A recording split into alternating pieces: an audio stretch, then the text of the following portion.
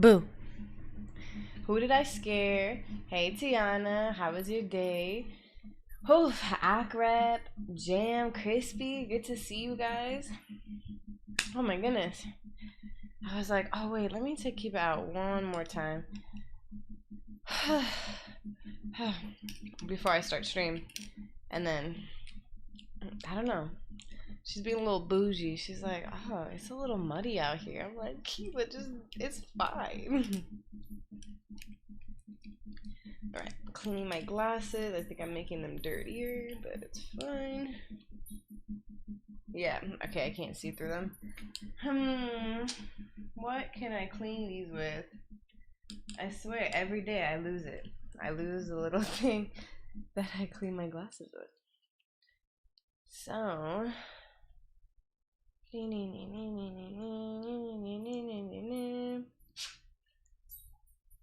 alright.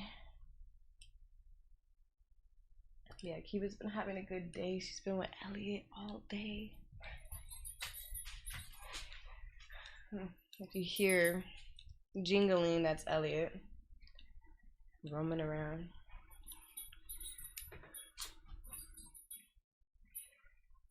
Oh, why are they still dirty? Alright, there's no hope, officially. Okay. Oh, I love that this is happening. I don't know what it is, but it's been giving me that black screen. Hey again, just in time. Oh, you see Elliot? Elliot. Watch if I get a treat. What?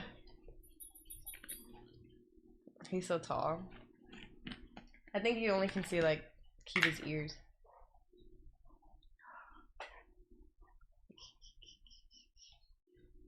Hey, puppy. Little baby Great Dane. Kiva's in the hallway. Alright, so everybody had a good Sunday. I was busy and productive today.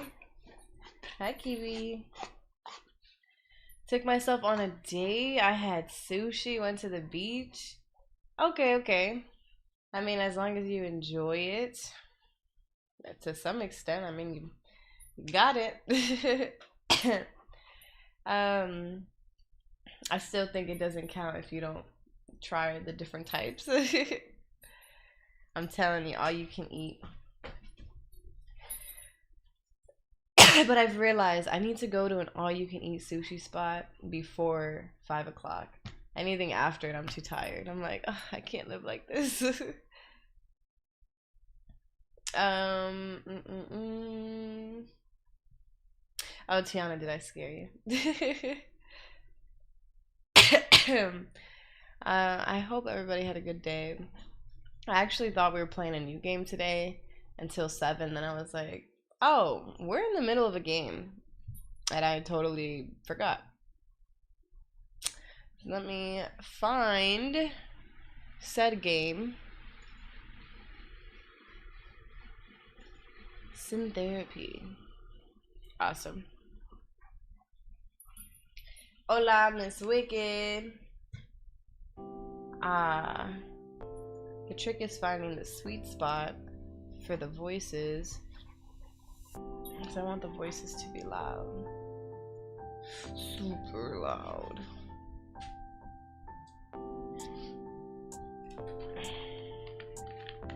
Hey, Miss Wicked. Whoa. Did anybody miss part 1 of this game? There's a description in the video. Well, in the description of the video, it'll tell you about the game. But basically, Syntherapy is about basically a sentient AI that was developed to assist with art therapy is possibly experiencing mental health issues of their own. And we are the therapist that is treating this AI named Willow. And there's a lot of ethical dilemmas and things to consider as we're going through the therapy with them.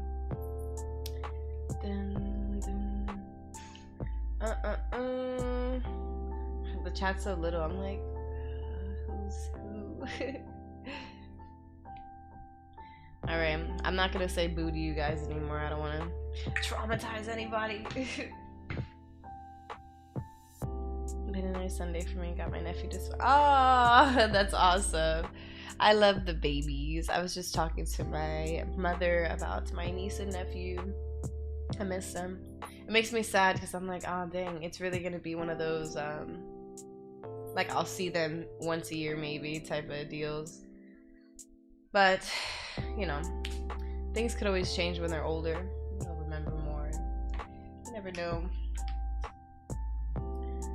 Alright. So we got to part 13. I didn't even realize we were so far. Hold on, my bad. Okay. Do you guys want the game to be louder for you? Nobody started speaking yet. I'm actually gonna just go ahead and make their voices. Ah. Dang it. Yes. Even louder voices. Yes.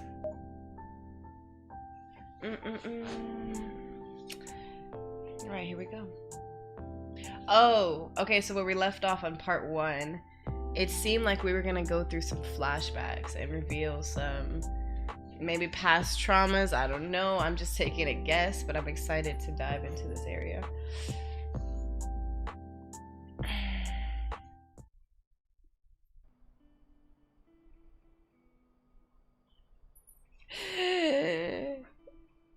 If I press continue, it better bring me back to that flashback image that we saw last. And now I'm nervous. Willow. We're treating her with CBT and art therapy. Okay.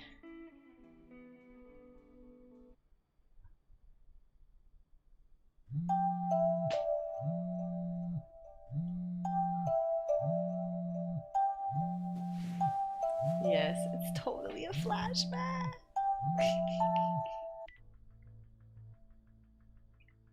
Hello? Dr. Park.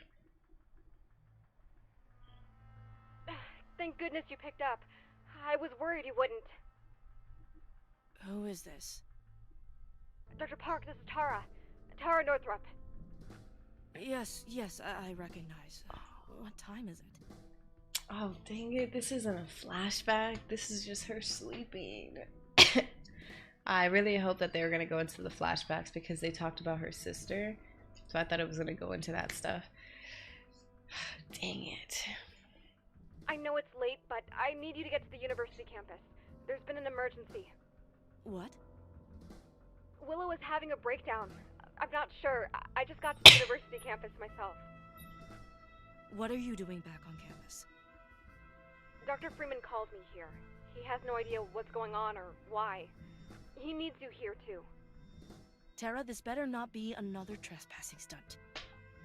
I assure you it's not. Dr. Park, we need you down here as soon as possible. Okay. I'm on my way down. Uh-oh.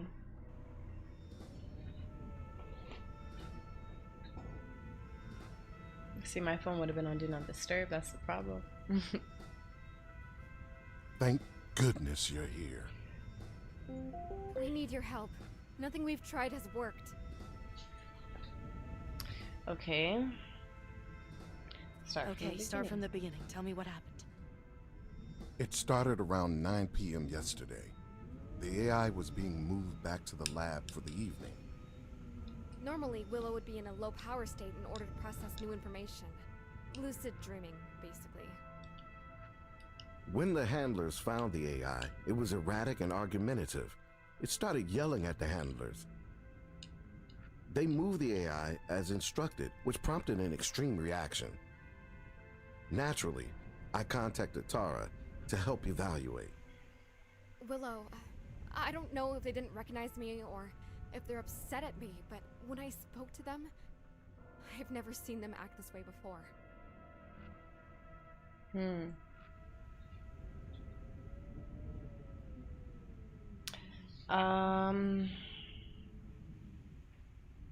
Do you think the handlers did anything to upset Willow? I doubt it. They told me that Willow had started yelling at them before they had even said anything at all. I know the handlers. There are other students in the research department. I doubt they would have been disrespectful to Willow. Whatever happened here wasn't any fault of theirs. I'm sure of it. Okay, let's... Sorry. Hold on. move on.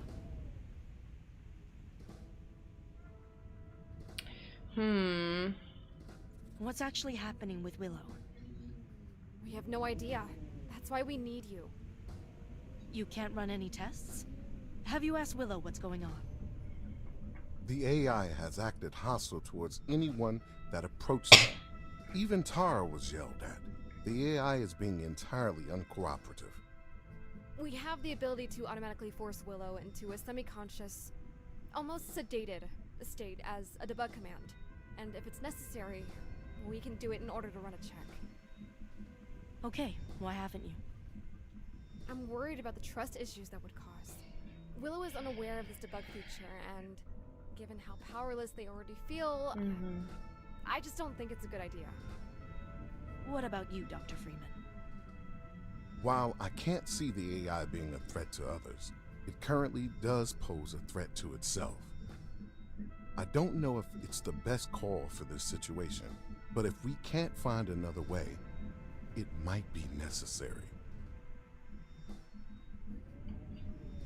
I agree with Tara. I feel like it would undo a lot of the progress that Willow has been making in therapy, because they've been feeling super powerless, and we're trying to get them to feel more independent and sure of themselves. And imagine finding out somebody has a button that could just put you to sleep.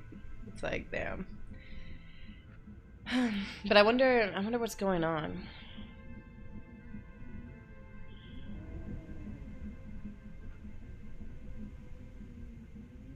Sedating someone should be our last resort. I'm not against the idea, but I want to try other measures first. Sounds good to me. Me as well. Whatever it takes to have the AI back to normal. Okay. What have you tried so far? We tried calming the AI down, but that didn't work. We're worried about taking any other steps. We have the means to put Willow into a sedated state, but there are complications that could arise. Plus, it might conflict with the therapies you assigned. That's why we wanted you here first. We needed your decision.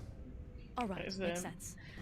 bit repetitiveness with the hubs, but because with the open hubs, if you ever see these, I only get to choose the order in which I click the questions, but I have to go through all of them.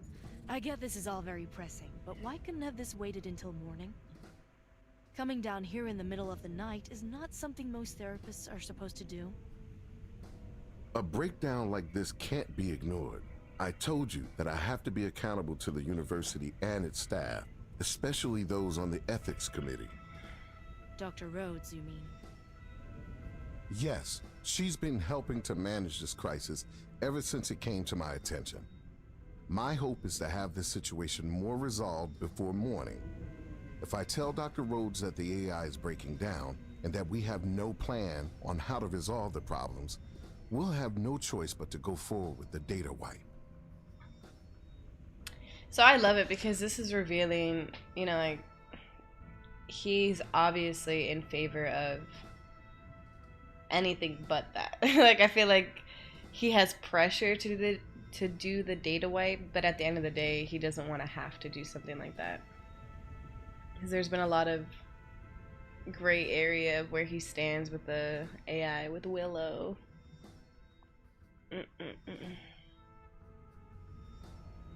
Hi, Sam. And Miss Wicked, I hope you enjoy the celebration. Happy birthday to your friend. It's too early to tell if the data wipe is necessary. We can't make any decision until I've had a chance to at least speak to Willow. Of course. I just wanted to be clear what the situation is like. And you, Tara? I've tried my best to find a way to help Willow. If the most helpful thing turns out to be the wipe, then as much as I hate doing it, well, at least I'll be here when it happens. Don't worry, Tara. It will be all right. I hope so. Is there anything else I should know? There's no error reports or other logs that I can look through. We need to interface with Willow again to learn more. And with them acting like this, I don't know if we can. Everything the handlers told us, we've relayed to you. So now we just need to decide if we're going to sedate Willow or not. No. You have the strongest rapport with the AI Hey, Josh. out of any of us, and you're their therapist. This is your choice. No, we're not gonna sedate them. How are you doing? How's everybody doing? Did everybody enjoy their Sunday? Anybody going on spring break next week? I think sedating Willow would be a mistake. If you let me talk to them, I'm sure we can work all of this out. Are you sure you can do this? Okay, hold on. Well, I'm not gonna say yes because that's unprofessional. I'm not sure of anything professionally. Oh, I almost pressed yes. We have to at least try. If we don't have the goodwill needed to be able to talk Willow through this, then we've already lost. All right, then. The code for the door into the lab is 0818 in case you need it. Good luck in there. Dun, dun, dun, dun. I should have known. When all else failed, of course they'd send you.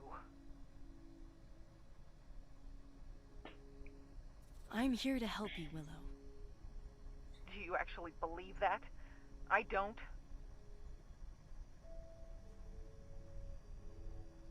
Yes, my job is to help you. That's the problem. I'm just another patient to you. I don't actually mean anything. Awesome. Good to have you. I appreciate you stopping in. So you probably, well, I'm assuming you didn't see part 1. To recap for everybody, this AI on the right, this is a sentient AI, meaning that they have a sense of free will, right? Imagine almost like their neural circuits work like mimicking the human brain. So they can think for themselves and they have their own set of feelings.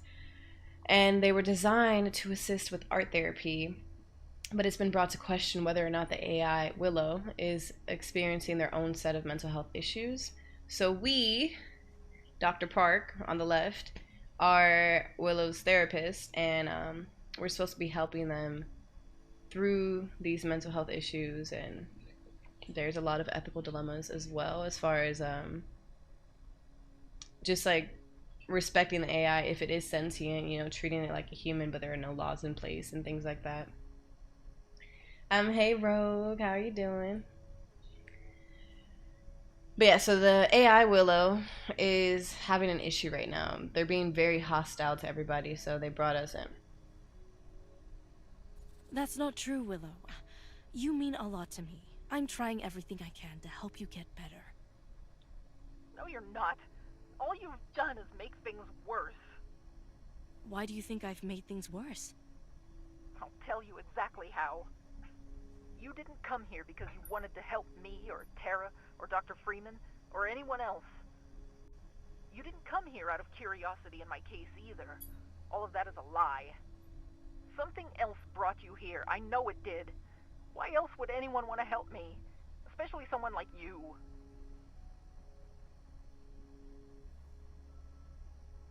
I genuinely want to help you, Willow.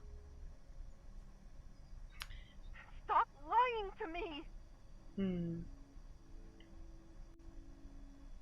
Let's ask a question. Why is it so hard for you to believe that I'm here to help you? You don't see why I wouldn't trust you after what happened today? What do you mean? What happened? I did the art therapy like you asked. For a while it went well, but after a few tries it became frustrating. I kept thinking to myself, why bother doodling around in here while my future is being decided out there? So I stopped doing it. I know I shouldn't have stopped, but there just didn't seem to be any reason to do it.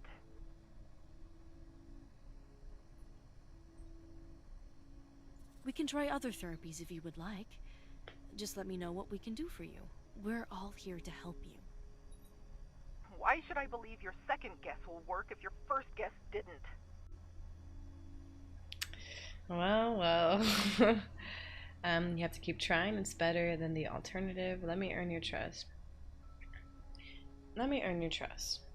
So I don't want to plant the seed of stopping therapy, and I don't want to come off as threatening. Like, it's better than the alternative. You have to keep trying. I think I like the trust better. It's clear that you don't trust me. It hurts to hear that, but I understand where you're coming from. I want this therapy to work for you, and I want to be someone you can turn to. Just tell me what it will take for this to work for you. Okay, fine. I'll go along with it. I know how hard this must be for you. Thank you for giving me another chance. If you bear with me, I have a few questions about what happened tonight. Yeah, so the reason why I wanted to choose the trust one is because I feel like it was becoming... Things weren't calming down and de-escalating because I wasn't handing off the power to Willow. And I didn't want to do that in a very unprofessional and kind of, I would say, like, inappropriate manner by planting the seeds of, like, let's just stop therapy, or, like, we can do whatever you want, or whatever the case. I wanted to be more of, like, I understand where you're coming from. So, you know, like, let's basically start whatever way you agree with. Let's try to rebuild trust. Let's find a different way that'll work for you. And it worked. How much of the evening's events do you remember? Most of it. I was conscious during the whole process, but some elements are hazy. After I got overloaded, all I remember is being endlessly frustrated. It was like my thoughts were itchy. Itchy? There was this constant prodding sense that something was wrong and I had to fix it. But I didn't know where to scratch the itch. That sounds horrible. Does that make more sense? It does. Do you have any idea what caused you to feel that way? I do, but I'm not comfortable talking about it.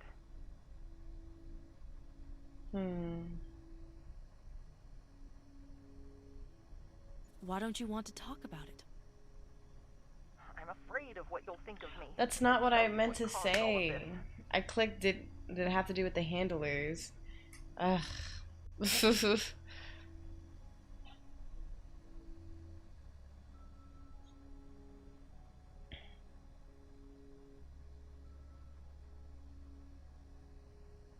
Whatever you need, I'm here for you no matter what. It worked out either way. I know that. I'm just not sure how to ask for what I need. What do you mean? I didn't ask you here because I wanted therapy. I wanted to talk to you about something else, but went along with the therapy because I thought that it might help me. Oh my gosh, Cooch. What did you want to talk to me about? Your poetry. I already told you. You did, but that can't be the whole story. You're interested in something else. I am, but there's no way you'd be able to talk about it. It'd violate your standards. What is it? I might be able to talk to you about it so long as it doesn't violate my standards. You don't care about the standards, do you? You're just hiding behind them to avoid the topic. What's the topic? Oh, is it my own trauma? Did I write poetry on something personal and that's what they mean?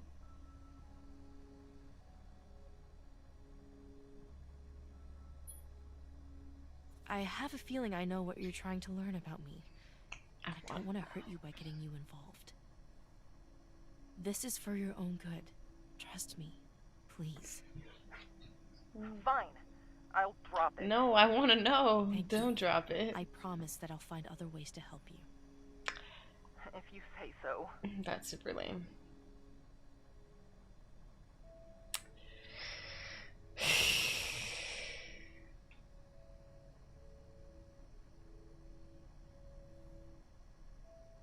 Normally with patients who suffer from anxiety, I would prescribe them a clicker device that could be used to alleviate the worst symptoms of their condition.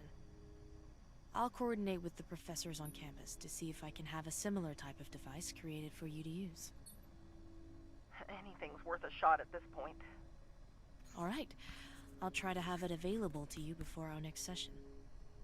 I wish days like today weren't part of the process, or weren't necessary, but they often are. All I can say is the same thing I've said all along. In the end, this will all be worth it. If we work together, I know that in time we will get you to where you want to be in life. I'm with you as long as you're with me. Understand? I understand. I'm with you. Good. We'll start our new regimen at our next session. Take care. Well, I wish I could have just All right, rewinded. I think we're good for now. Thank goodness. So Willow's okay? They are for now. I'd like to arrange a checkup next week to see how they're doing before we start our next session. I'm sure that could be arranged. Good. We were lucky tonight. We have an opportunity to start fresh next week, and I don't want to waste it. You can count on us. We won't let you down. Go get some sleep, Dr. Park. You need it after tonight. I want to By know. the time I get home, it'll be time to head into work. I'll just call off for today. I'll be in touch with you both later. All right. Take care, Dr. Park. Good night.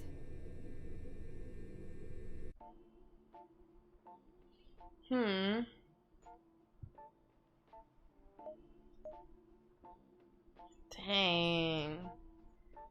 Ugh, nobody trusts me anymore. It'd be like that sometimes. So we definitely need to bring him up. The baby blue's not bad at all, but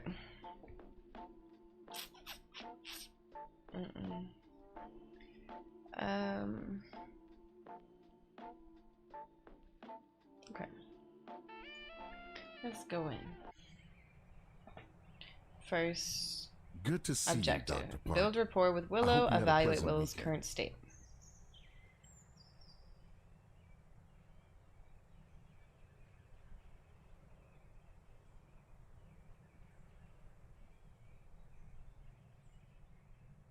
Looking for a butterfly, don't mind me. I was able to take my mind off things. How has Willow been? We've mostly given them space, but we did have some lab hands run checks. They seem stable. Forgive me if this sounds like prying, but what exactly is your plan here, Dr. Park? Why did you come down here today? I'm not sure.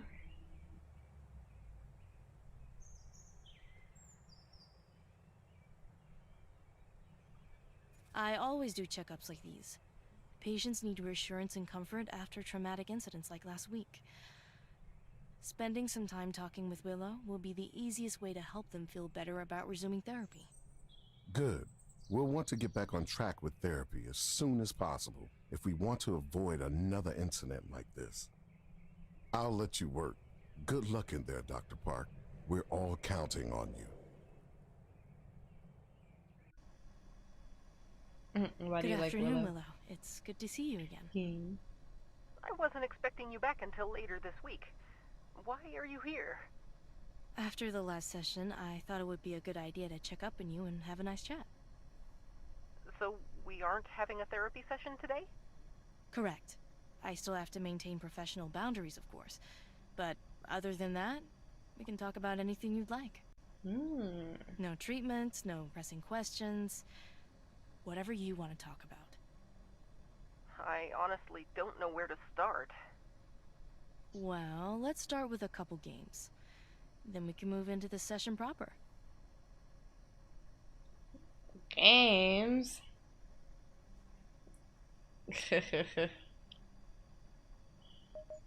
The forgery. Oh, this is this game again.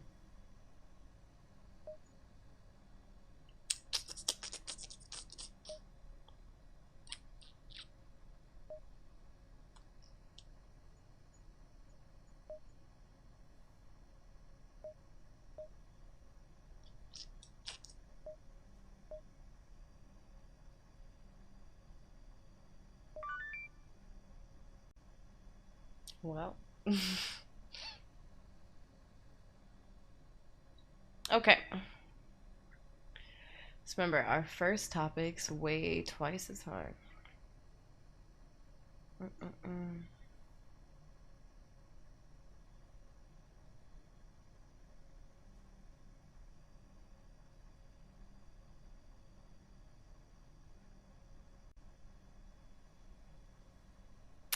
I feel like telling a life story would be bad.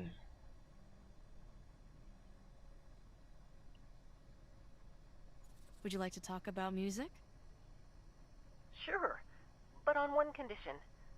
We always talk about what music I like. I'd like to hear you talk about what music you like for a while instead. There we go. Classical piano. When I was growing up, my parents wanted me to take piano lessons, and I absolutely hated them. I'd always have to cut my fingernails short, and I hated always having to sit still for so long on that uncomfortable bench in order to play. The worst part is that even though I hated playing the piano, I loved classical piano music. Beethoven, Chopin, Debussy, their work is beautiful. My desire to want to be a good piano player in order to please my parents grated so hard against who I was as a person that I was afraid I'd lose my love for classical music. Even now, it's hard to separate my love for classical music from the complicated history I have with my parents, and their insistence that I learn how to play.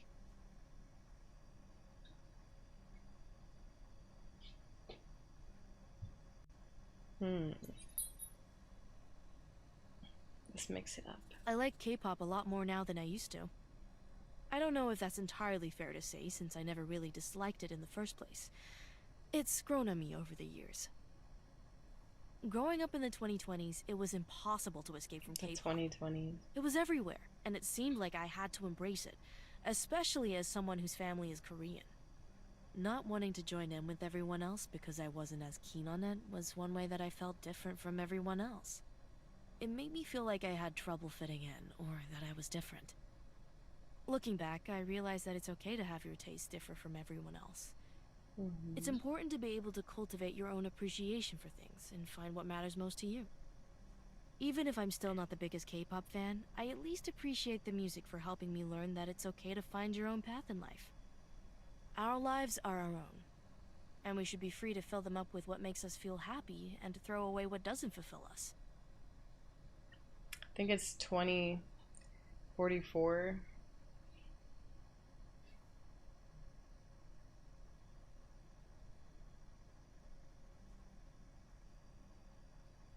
I always turn to music to find some meaning or guidance in how to live my life.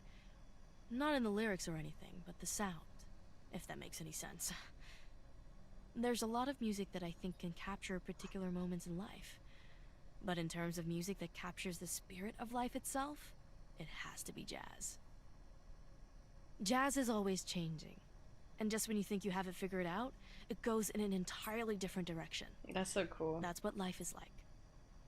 The more you try to put life in a box, the more it's gonna surprise you. You can't be upset at that. You have to find a way to live in harmony with it. That's what life's all about, finding harmony in the unexpected. Dang, I have to press all of A lot them? of your music on the playlist you gave me is lo-fi. Do you like that music, or do you just like Lo-fi. having it at work? I think it's both. I've always liked the music itself, and I find playing it at work helps remind me of why I do the work that I do. What does lo-fi mean to you? For me, it always captured my fear about what was going on outside. Lo-fi was a place of calming nostalgia that I could hide in whenever the world seemed too awful to confront. Right. It gave me comfort while I tried to figure out what my life was going to be and how I was going to move forward. I keep listening to it to remind myself of what it's like to be in that mindset of fear and anxiety about the future. It helps me better connect to my patients. I like it. Music was a good choice. Oh, I remembered a funny story that happened to me a while ago. I could tell you about it if you'd like. Sure, I won't mind. What was the story about?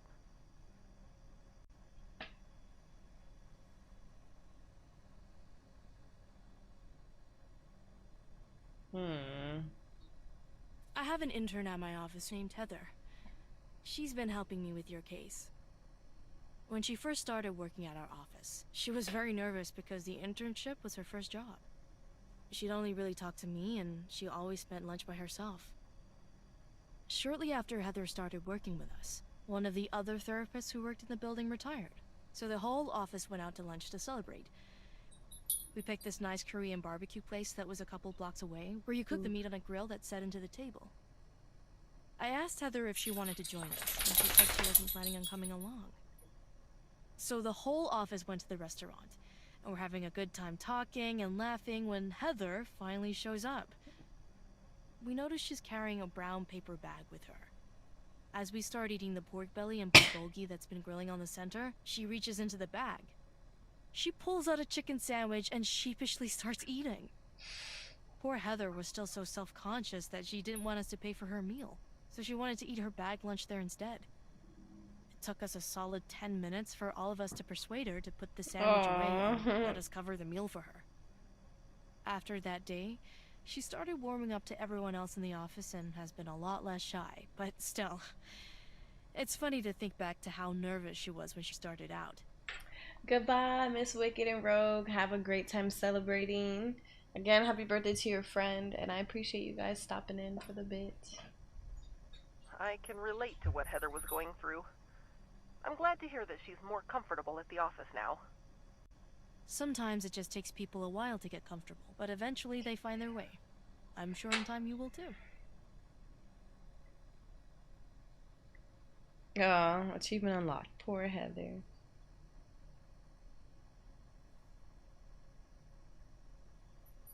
As I'm thinking about possibly moving out, I'm wondering more and more about what type of social circle I'll need to make for myself. I was hoping you could help me figure out what I should be looking for.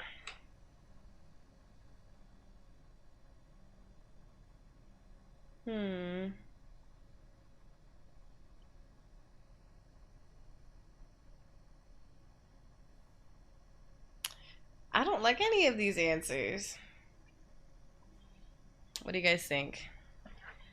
I'm gonna use the restroom. Which ones would you guys choose? We have 3 options.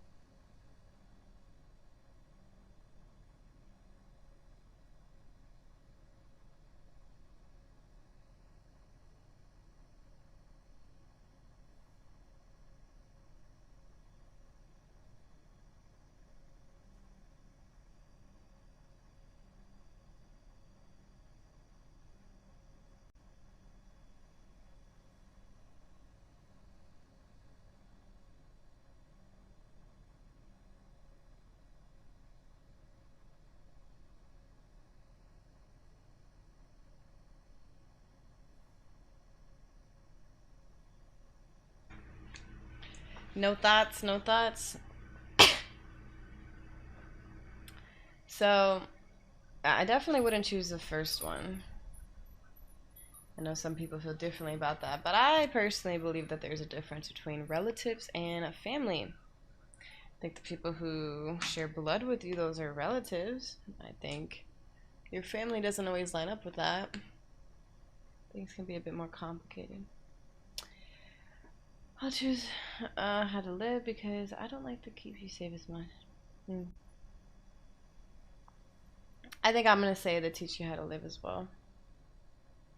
I'm just trying to think how it's gonna translate to Willow. The point of a family is to give you structure and to help you learn how to handle life on your own. In that respect, anyone who helps you grow as a person is your family. How would you describe your own family? Did they measure up to that ideal?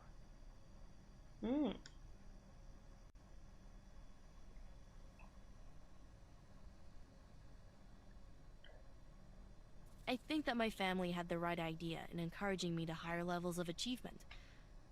I appreciate what they did for me, and I wouldn't be where I am today without their encouragement.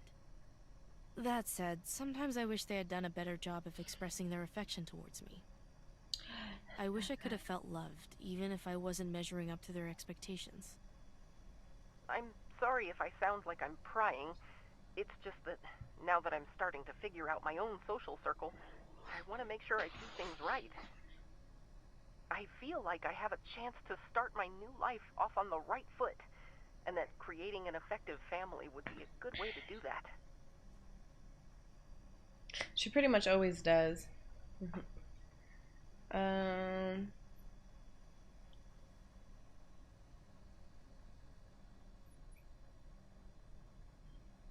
Social circles are good for reinforcing habits, but you still need to make sure that you take time to develop yourself on your own as well. I will, but I feel like having a good support system will make sure that I can actually develop those habits. it's funny because playing this game is making me realize a lot about myself as far as and I mean, I'm sure it's skewed because I'm the therapist, but I usually go for what's professional. I'm like, oh yeah, that's definitely the right thing, and it's like professionalism, professionalism. I'm like, damn, dolls, loosen up. We will probably have to figure that out later. I'm trying to purposely like relax and not be so professional, but it always seems like, I mean, it almost always seems like the best choice out of the options.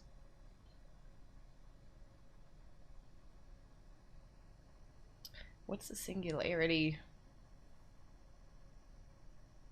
I don't want I to. wasn't always a therapist, you know. I worked a different job when I was in college. What was your job? I worked in a coffee shop here on campus. It was a cute little local chain. We get beans from all over the world and have all these different blends we try out each day. Did you like working at the coffee shop?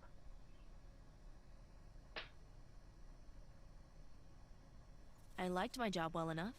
It had its downsides, but I certainly didn't dread going to work. Even when things there weren't good, I at least felt like I was able to make the most of things. What was your favorite part of working at the coffee shop?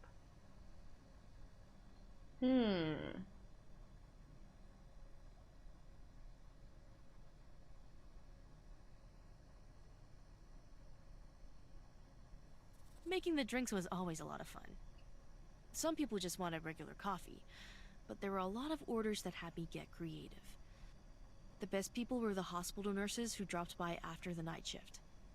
They always had odd requests that were fun to make, and since it was early morning, I could experiment with decorations. By the time I stopped working there, I was pretty good at putting decorations on the latte foam. What made you want to tell me about your time at the coffee shop? It's a good question.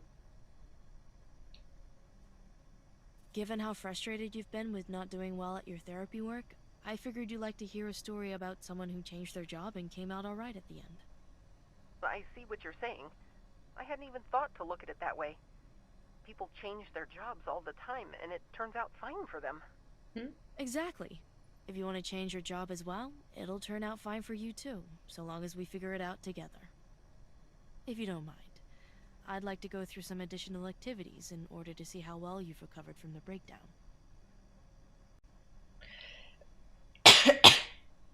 What's activity? Oh, minigame. Bet. What's numbers? Oh. I don't get. Oh. Oh gosh.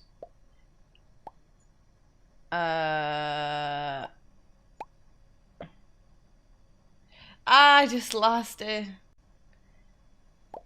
Oh my, it clicked twice. Never mind. I hate this game. Hold on now, hold on. We have to go play something. Oh, I can't. We'll just do speed like last time. Bop, bop, bop. I don't think this game ever ends though. Isn't that what happened last time? I'm gonna end it as soon as I miss a bubble.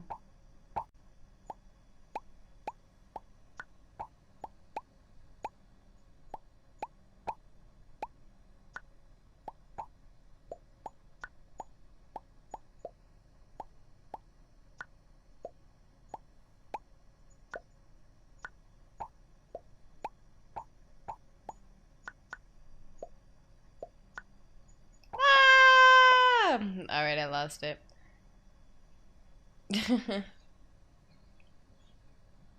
Good. I'll use the notes from today in order to plan our next session. So we're going to be resuming normal therapy? That's right. Same time as usual this coming Thursday. That's really soon. Don't worry about it. Everything will go okay. Until then, I'd recommend you take it easy and try to relax. Any other questions Everything before will we go wrap things up okay. for today? I should start saying that. I should be all right. I'm glad you're back, Dr. Park.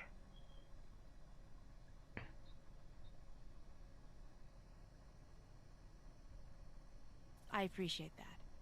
Thank you, and I hope you stay well. I'll do my best. Oh my gosh, accurate. Ugh. Visit either Tara or Dr. Freeman.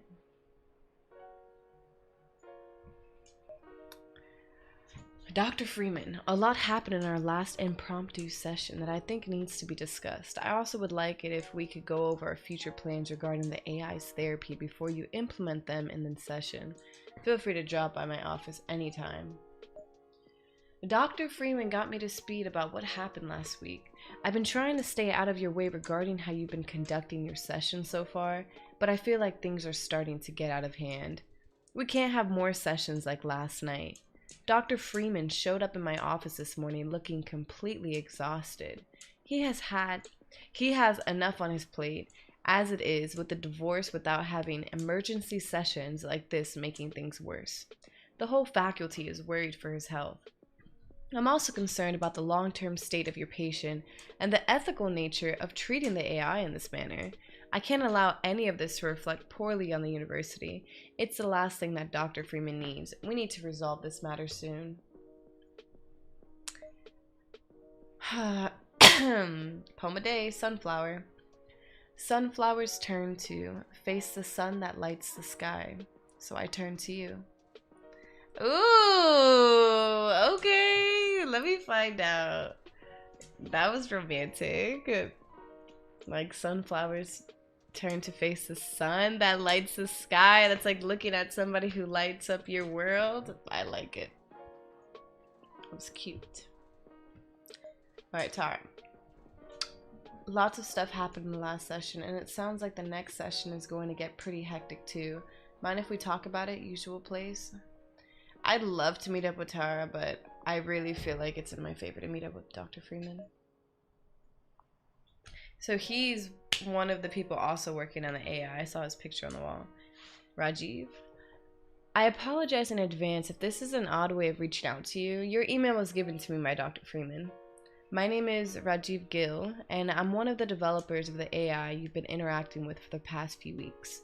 I've been receiving some updates on your progress from Dr. Freeman, and I just wanted to pass along my thoughts along with those of the other members of the development team in order to give you some additional perspectives to work with.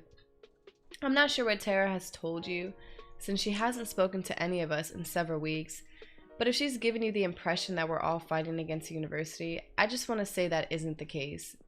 The AI manifested in personality was never intended. We tried to convince Tara to revert the AI to before this change, but she refused. We were about to ask the professors to step in and resolve this dispute when the AI's behavior changed and the university forbade any of us from working on the project further.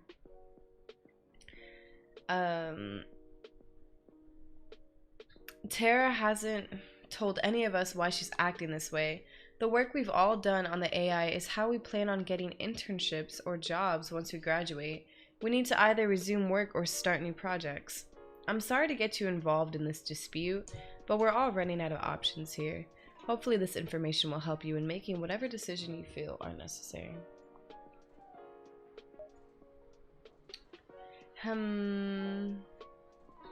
Dr. Freeman. Ah, Dr. Park. Glad you could stop by.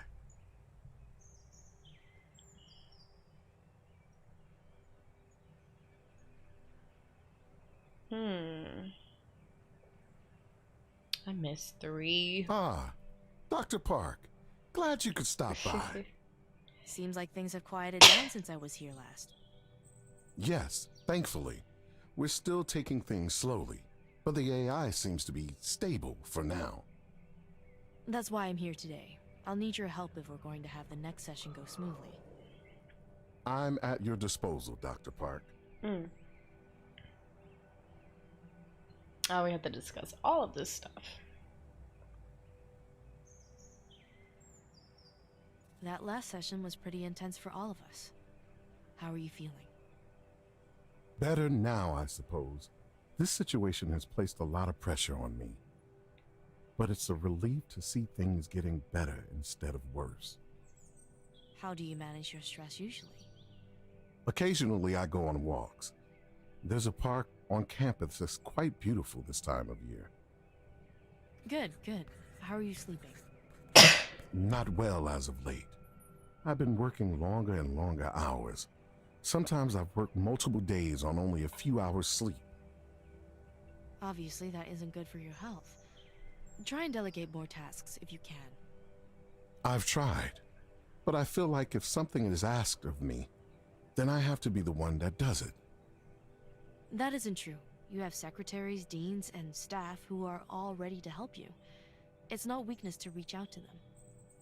I'll try, Dr. Park. How about your family? If you're here several days in a row, they must not see a lot of you. Not recently. Are they handling that well? We all have an understanding. They know how much my work means to me. But are they satisfied with that arrangement? As I said, we all have an understanding.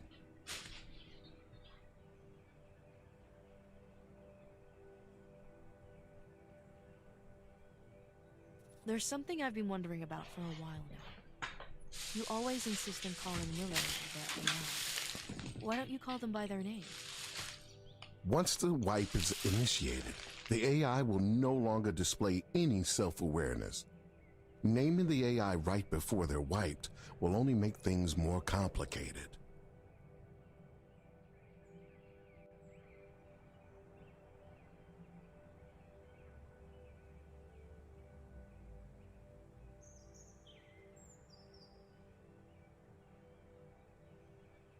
We're still not sure if the wipe will happen.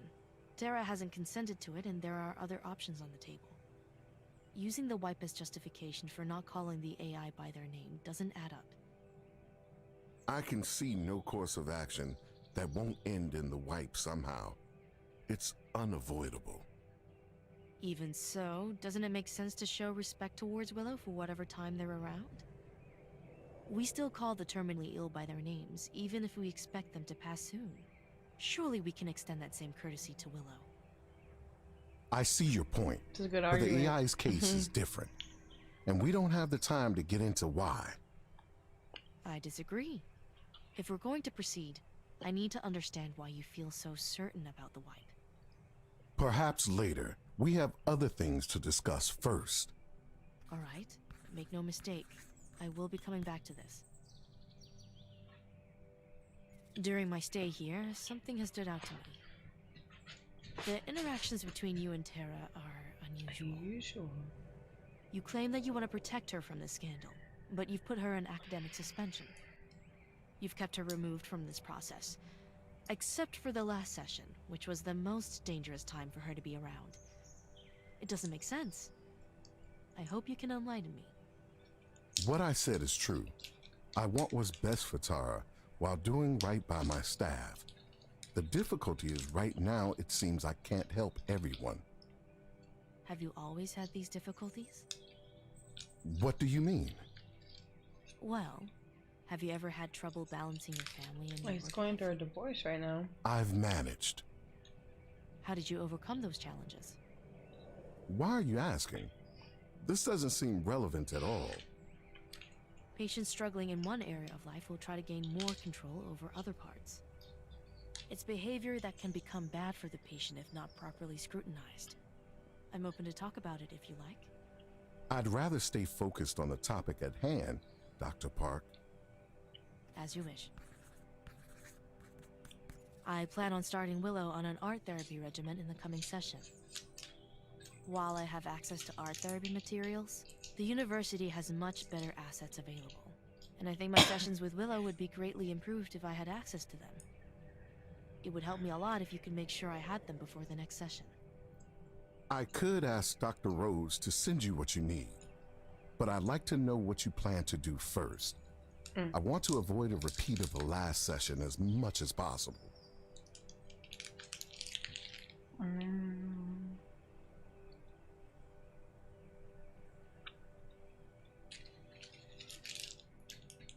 I don't know why,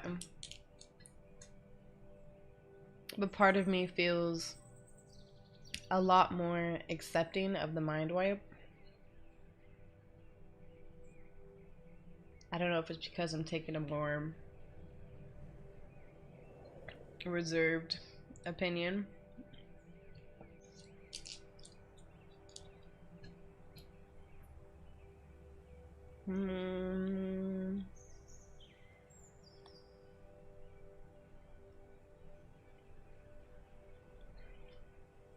I can't see any way for Willow's living situation to change, even though that would be helpful for them.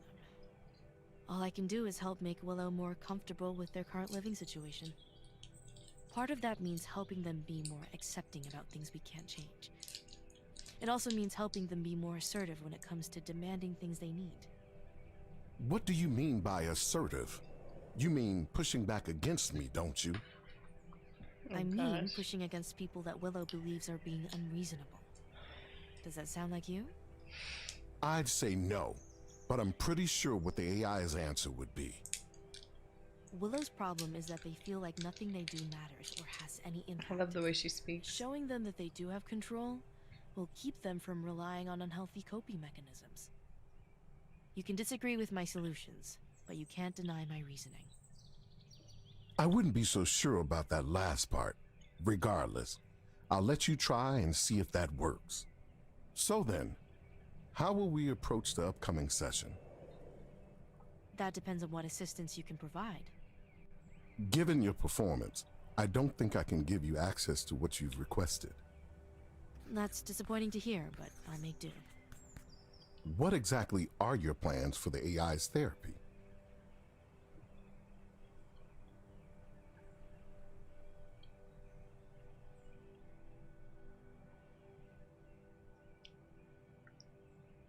I'm still trying to figure it out. A lot depends on how you'll answer my next question. Next question? About what? I don't mean to pry, but the way you've been acting seems like an attempt to cope with unresolved issues. Unresolved issues? Uh-oh. Don't be absurd. Everything I'm doing is for the good of this university. With all due respect, it's my job to notice these types of things. I can tell something's bothering you, and that you're trying to use this situation to address it. I can see it in your overworking habits, your need for control of the situation, your family problems. Any family problems you think I have are absolutely none of your business.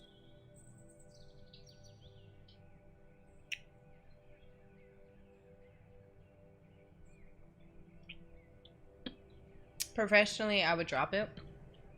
He's not my patient. I'm kind of pushing those boundaries. But for the sake of the game, I'm about to confront him. You're right. They aren't any of my business. But if these problems start to affect how you're treating others, don't you think they have a right to know? If that were true, then yes. If? Dr. Freeman, you're not fooling anyone. Not your staff, not your students, and especially not me. We can all see that your health is deteriorating. You're wearing yourself out. As to your family problems, Dr. Rhodes told me you're in the process of getting divorced. She did? Why? Because she's worried about you. Your entire faculty is worried about you. You think you've been carrying this burden with stoic dignity the whole time. But you're not. No, his face. All you're doing is making everyone who cares about you get worried. Whatever you're dealing with, it's clouding your judgment. We can fix all of this if you would just be honest with everyone about what's going on. I think you had better go, Dr. Park. Fine, fine. I'll see myself out. Good evening, Dr. Freeman.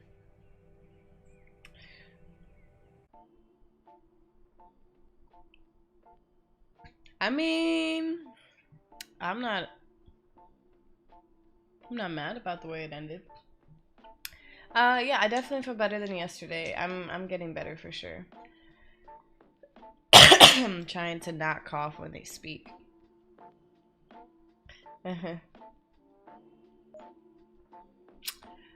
Poem a day. Life. Life. Like a romping schoolboy full of glee. Don't bear us on his shoulders for a time. Oh, doth bear us on his shoulders for a time. There is no path too steep for him to climb. With strong lithe limbs, as agile and as free as some young roe, he speeds by vale and sea, by flowery mead, by mountain peak sublime, and all the world seems motion set to rhyme. Till tired out he cries, "Now carry me." In vain we murmur, "Come," life says, "fair play," and seizes on us. God, he goads us so. This is throwing me for a loop. He does not let us sit down all the day. At each new step we feel the burden grow, till our bent backs seem breaking as we go, watching for death to meet us on the way. There was too much old English in there. I don't like it. Doth bear us on his shoulders for a time. Nah, it was a good poem. I just couldn't. I couldn't deliver it the way it needed to be delivered.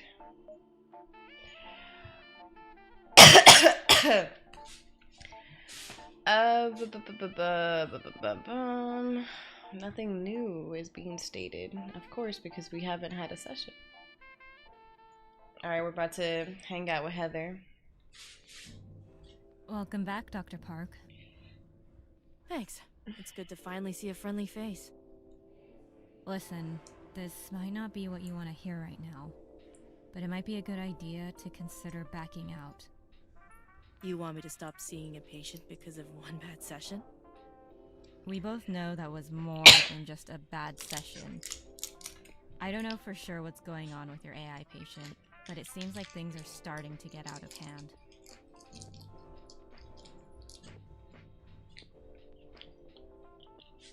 The university is trusting me to help them. If they decide to move on to someone else, I'll respect that. But I'm not going to walk out on them. I see your point. Hopefully things work out. Hopefully. Is there anything else you have to tell me? I went through the notes you took from the emergency session and checkup. I appreciate that. Any suggestions? I think we're on the right track for now. I sent you an email with my notes if you'd like to see my suggestions. I'll give them a read. Thank I you love that again, she Heather. sees it in her glasses. That will be all.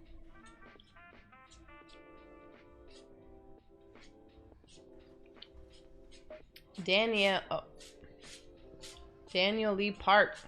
Is that my dad? We've still been very busy here, but we managed to go to Ash's track meet. Very proud to say that he qualified for state. Oh, I think this is my brother. Thanks again for helping him train after his friend got injured. It really helped him stay focused leading into this. It's a shame you didn't pick up running until well after high school. You could have gone far if you had had things more together back then. Hopefully we'll be able to celebrate this soon. Daniel Lee Park. It's so cool because like we never see it, but the email is implying that we do a lot of like family activities. We spend a lot of time with our family on the weekends. I like River Park. I'm sorry if I made things awkward between you and Dad. I guess I misread the whole situation. I let him read the essay since he was worried about what I had said, and that seemed to clear everything up. I guess I had the wrong impression of what you were saying.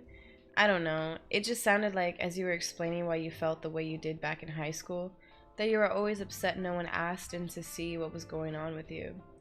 I thought that was about my uncle and dad, or at least my grandparents. Again, sorry for confusing everyone. I guess I read the situation wrong. Okay, so recap with this. So this is my niece. And she's writing about like someone who she kind of looks up to. And she chose me. And I guess when I told her about my childhood, right here it says, It sounded as though you were explaining why you felt the way you did back in high school. That you were always upset. No one asked in to see what was going on with you. And that stirred up some family problems. But that's probably how I did feel. I probably did feel that way, but I don't.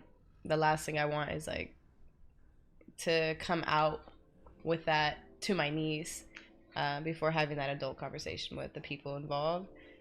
So, interesting side things going on. So we know I have a brother. I have two brothers. Because she says my uncle and dad, or grandparents, and those are my parents. Ba ba ba. Here we go, we're going in.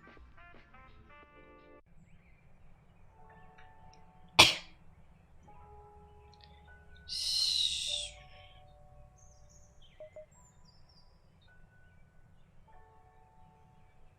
Hello again, Willow? How are you feeling? I'm anxious about today, but considering how I was before, better. I'm better. Don't worry, we'll make it through today and get back on the path to treatment. Are you ready to begin? Yes, let's get started. Stress is a normal part of life. It's your ability to cope with it that's the real concern here. Think of stress like dirt. It accumulates over time and can be handled easily if you clean it routinely. If you don't clean it regularly, it not only builds up, but becomes harder to remove. Your breakdown was most likely caused by letting too much stress build up. We'll focus on stress relief in the upcoming sessions. That sounds helpful. I'm open to that. Alright.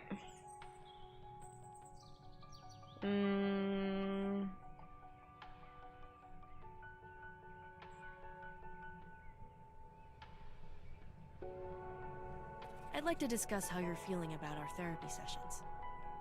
I would say I feel very frustrated. I should have been able to handle what happened during our last session. I'm not sure what to blame for it.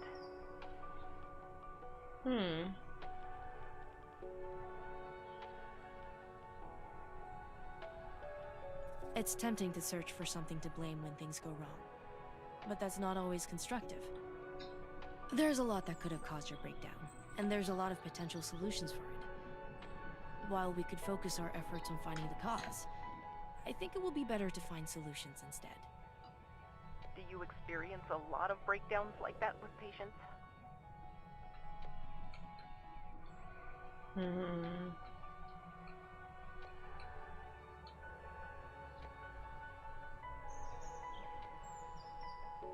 Sometimes. It depends on the patient.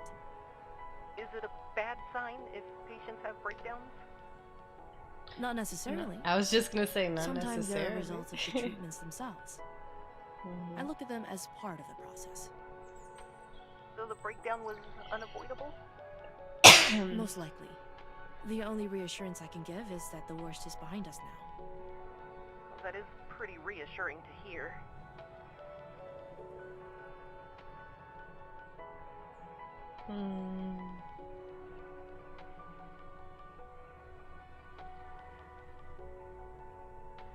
What exactly did the breakdown feel like? Can you describe the sensation for me? Is it important for you to know? Only if you're comfortable talking about it. I'd never ask you to discuss something you didn't want to. All right, I'll try and tell you what I can. The best way to describe the sensation was a sort of itchiness. What do you mean by that? We already heard this. When you need to do something, your brain tells you that you have to do it, and then you do it. If you hear a knock on the door, you know someone's there, so you go and answer. That's how it normally works, anyway. The breakdown felt like I was constantly hearing someone at the door, and I knew I had to answer, but I also knew no one was actually there. It was this urgent sensation of having to do something important, but not being sure what it was, so the urgency kept building. The more it built up, the more stressed I became, and all these thoughts started whirling around in my head like a carousel. What kind of thoughts? Thoughts like, What's going on? Why can't I figure this out? I must have something wrong with me. All of them just cycling around faster and faster. Does that sound like a typical breakdown to you?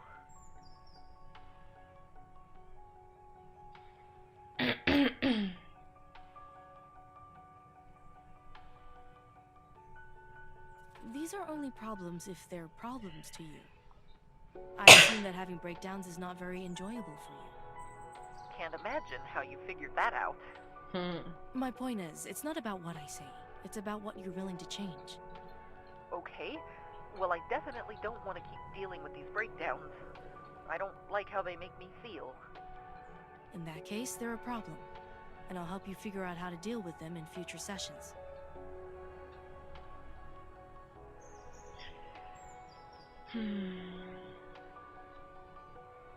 Something I was curious about was if your relationship with Dr. Freeman has changed at all.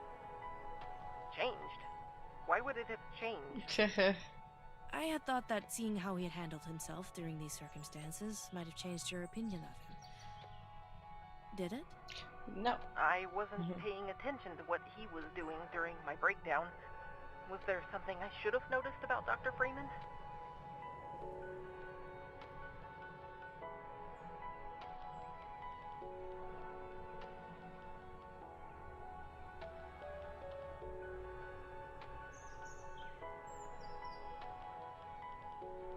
Dr. Freeman chose to let me speak to you instead of just doing the mind wipe by himself. He wanted to give you a chance. Is that supposed to make me feel better? I figured it could go either way. It shows that he thinks that there's hope for you. Did he really choose not to mind wipe me because he thinks there's hope? I'm certain he thinks there's hope for you. It's just a matter of finding a way to get through to him. It's like I've been telling you all along. He wouldn't have kept me here if he wasn't open to persuasion. Deep down, he believes in you. Tara believes in you too, and so do I. Are you ready to give all of this the additional effort we need? Of course. I won't let you down. Yeah, it's true. Dr. Freeman has done a lot. Like he says, like, I'm pretty sure we're gonna have to do the mind wipe. I can't see why we wouldn't end up doing the mind wipe. But at the end of the day, he's gone through so many hoops and obstacles to give Willow a chance. I feel like he's just very torn. Oh my gosh, Josh, what are you going through? I think we should reevaluate our expectations for what we can achieve through therapy. Reevaluate expectations? Do you think that my goal of living independently is no longer viable after what happened? No.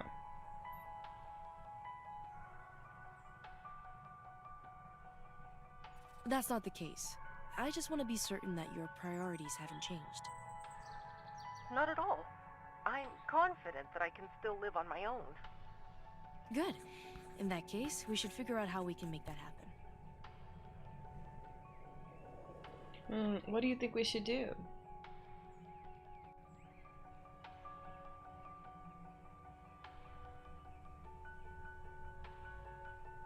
I think we should focus on how you interact with Dr. Freeman. Why are you bringing this up again? Like him or not, you need to learn how to resolve your differences with people. Sure, you might be able to move away from Dr. Freeman, never see or talk to him again. It might happen. But do you really think you'll be able to do that every time someone makes you upset? I see what you mean, but I still don't like the idea. You don't need to like it. I just need to know that you're willing to go through with it. As much as I hate saying this, yes, I'm willing to listen. There's something else I've been wondering about. Okay. Would you like to talk about it? It's something I've been thinking about for a while, and it's been on my mind constantly ever since the breakdown. And part of what's so frustrating is that I could feel the therapy start to work. Things did seem to be getting better for a while, but now it seems like a step backwards. It feels like I'm right back where I started. How do I know that things will actually get better?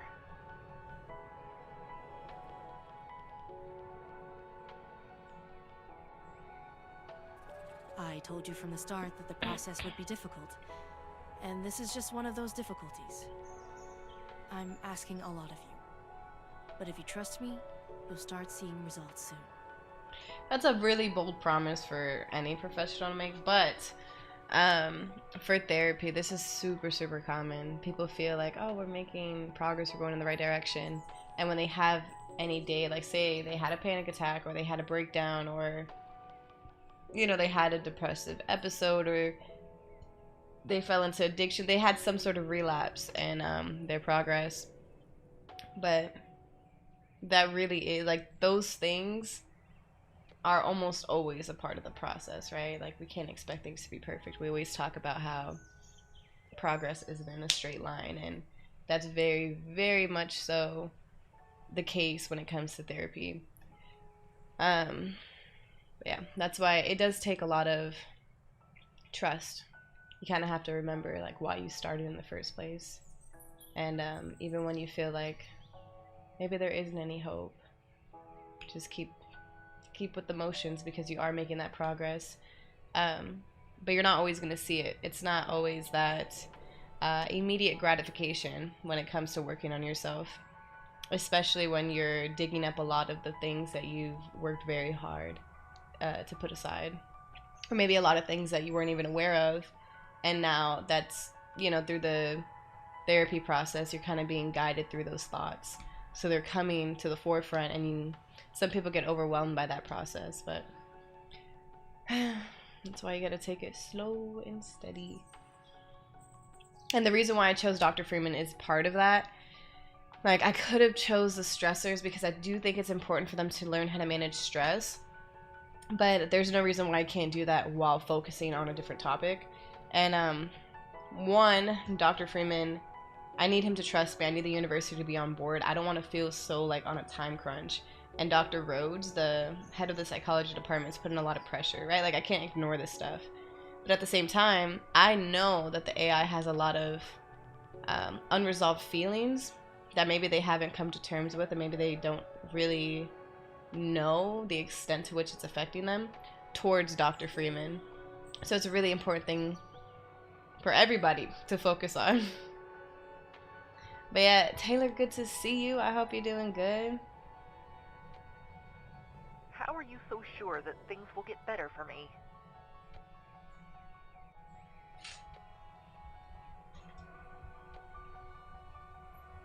I learned a lot about therapy from my years of experience, but if I'm being honest, a lot of what I know I learned through living.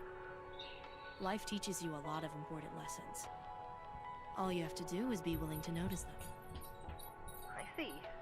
I appreciate that, Dr. Park. Maybe this is a bad question, but how many of your patients come out okay?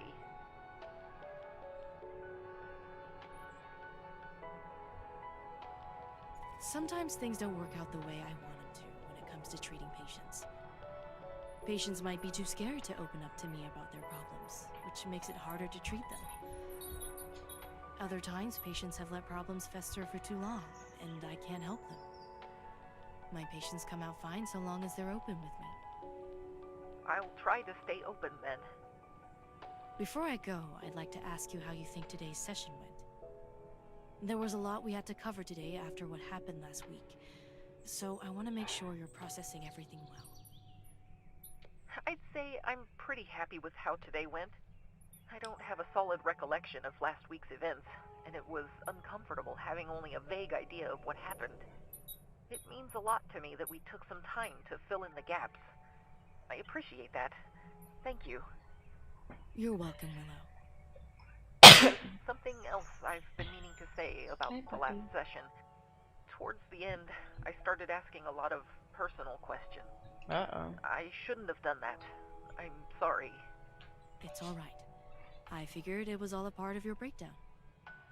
If circumstances change, if somehow you can find a way to talk to me about your past poetry, could you do it for me?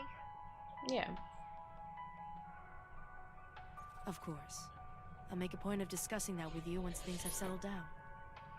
I hope that's good enough for you. That sounds perfect. Between now and our next session, in addition to everything we've discussed today, There's one more thing I want you to think about. Hey, baby. I want you to imagine in as much detail as you can what your perfect life would be. The closer you can get to describing what that life would be, who would be in it, and what you would be doing, the better our plan for moving forward can be. Do you think you can do that for me? I'll do my best to visualize it. Enjoy the rest of your week and be well until I see you.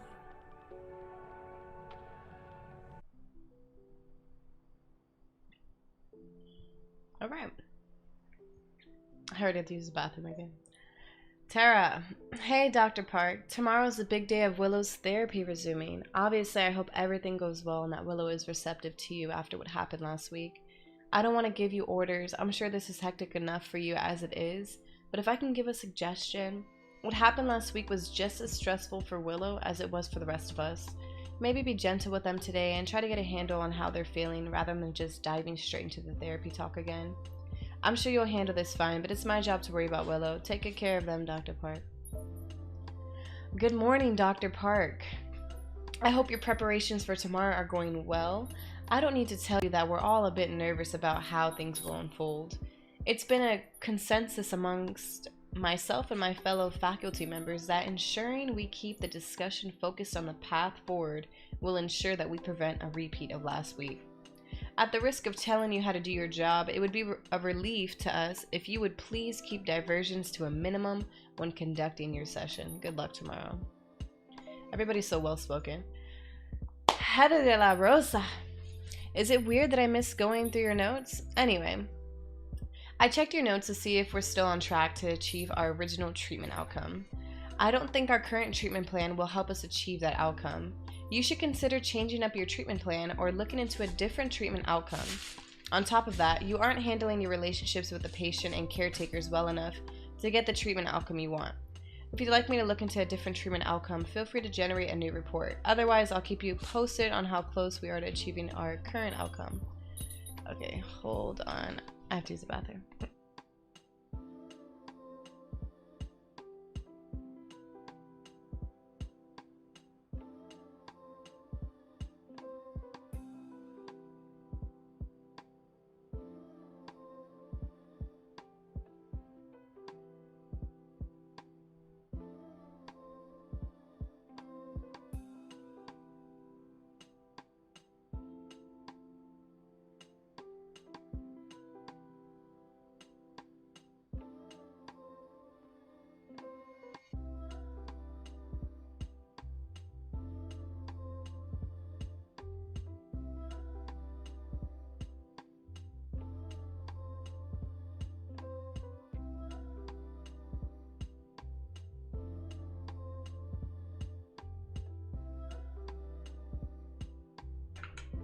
Okay. So, patient notes.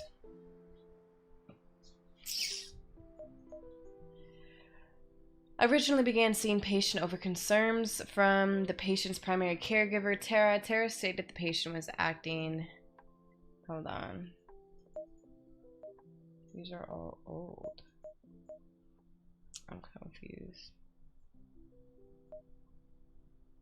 Followed up on how the patient feels about the progress of their therapy after the emergency session on October 4th. Patient appears to be recovering well from what happened and is continuing therapy at this time.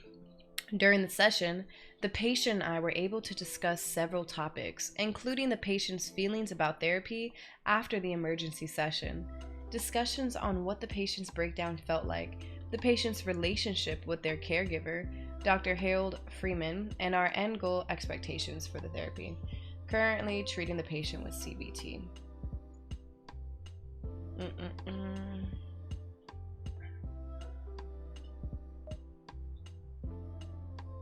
Ooh.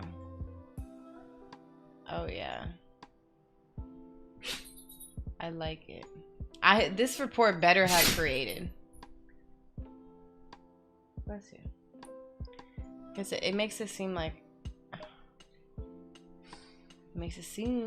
it's not sending.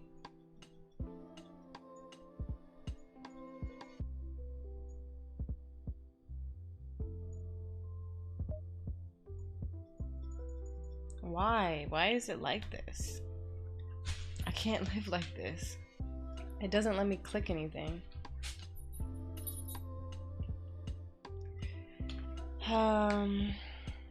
So waxing your face is usually more sensitive and it irritates your skin. It's like ripping it. I don't like waxing. It's very painful and I just don't like the wax itself. Like, it highly irritates my skin. Whereas threading can still be painful, but there's more precision to it. So think of it this way. You lay on the wax and there's a strip, right?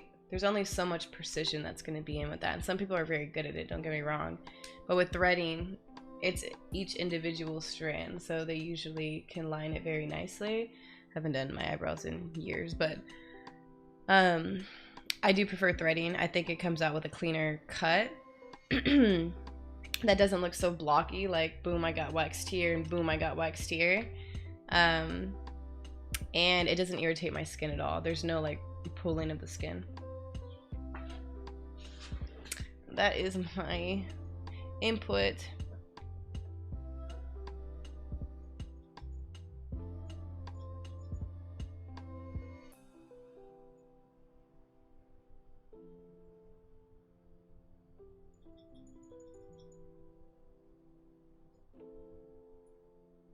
Like, why can't I figure this out?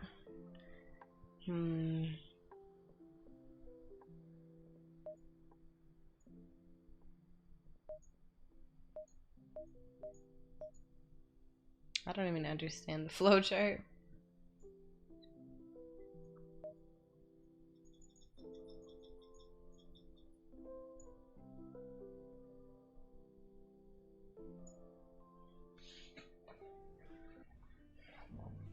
Hope I'm not interrupting you, Dr. Park. You aren't interrupting. What's up? Dr. Harold Freeman is in the lobby, and he wants to speak with you as soon as possible. Dr. Freeman? What does he want to talk about? He didn't say, but it seems urgent. Should I send him back? Yes, right away. Thanks, Heather.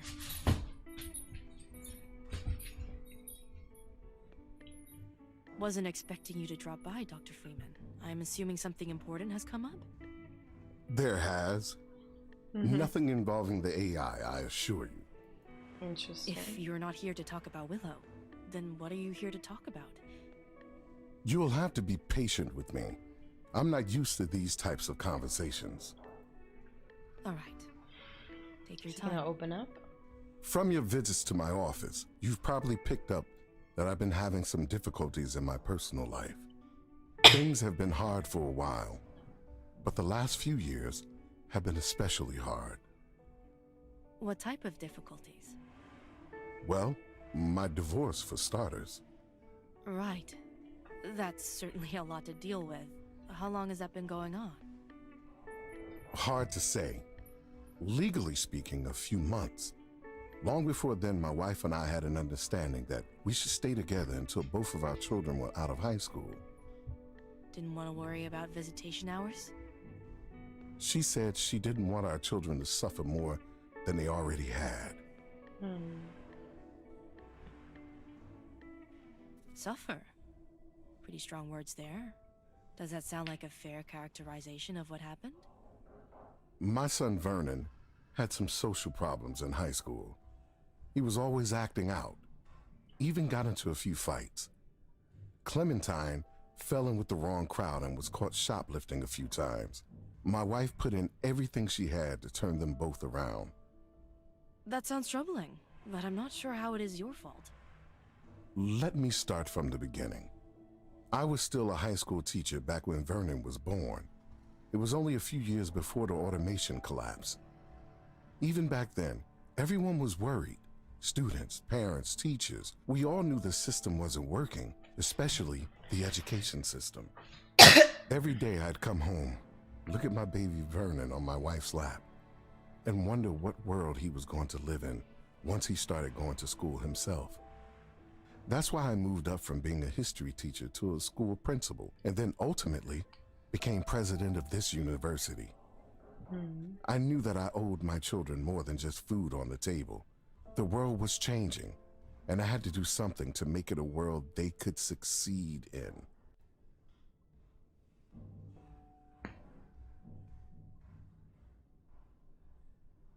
That was very noble of you. Trying to provide for your children like that takes a lot of effort and dedication. I wish my family could have seen it that way. How did they see it?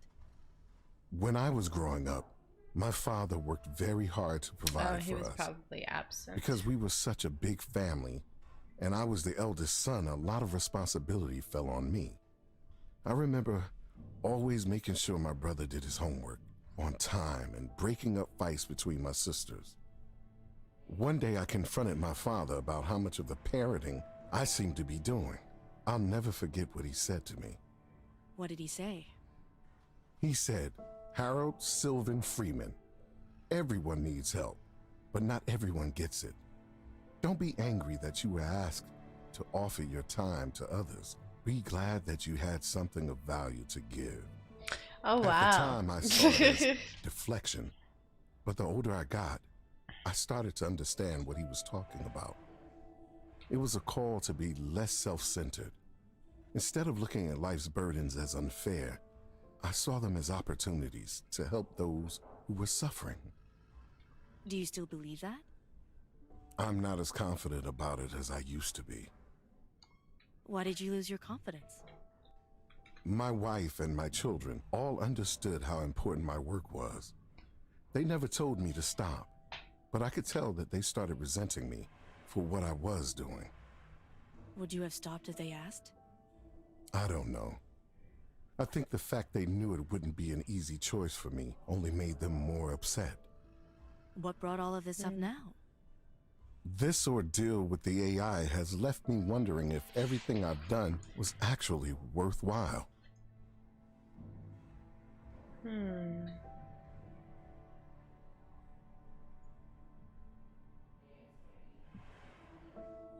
It sounds like you did this for your family. You wanted to provide for them in a deeper way than most people understand. By trying to provide them so intensely in this way, you were not able to provide for them in the ways they needed. They felt neglected because of the attention you put into this university. Subconsciously, you've known that you've let them down for years. But it didn't register until they started preparing to leave. You're realizing that the decades of work you've put into this university didn't help people that you wanted to help the most. Your family. What should I do about the AI, Dr. Park? There has to be some way I can fix this.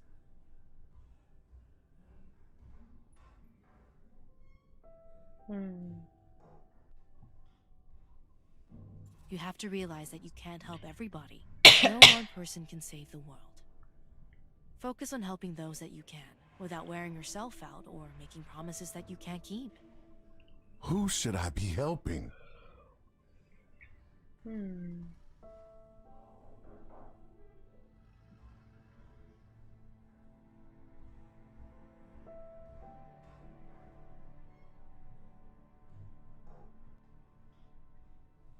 I know we've discussed this before, and I know you're opposed to it.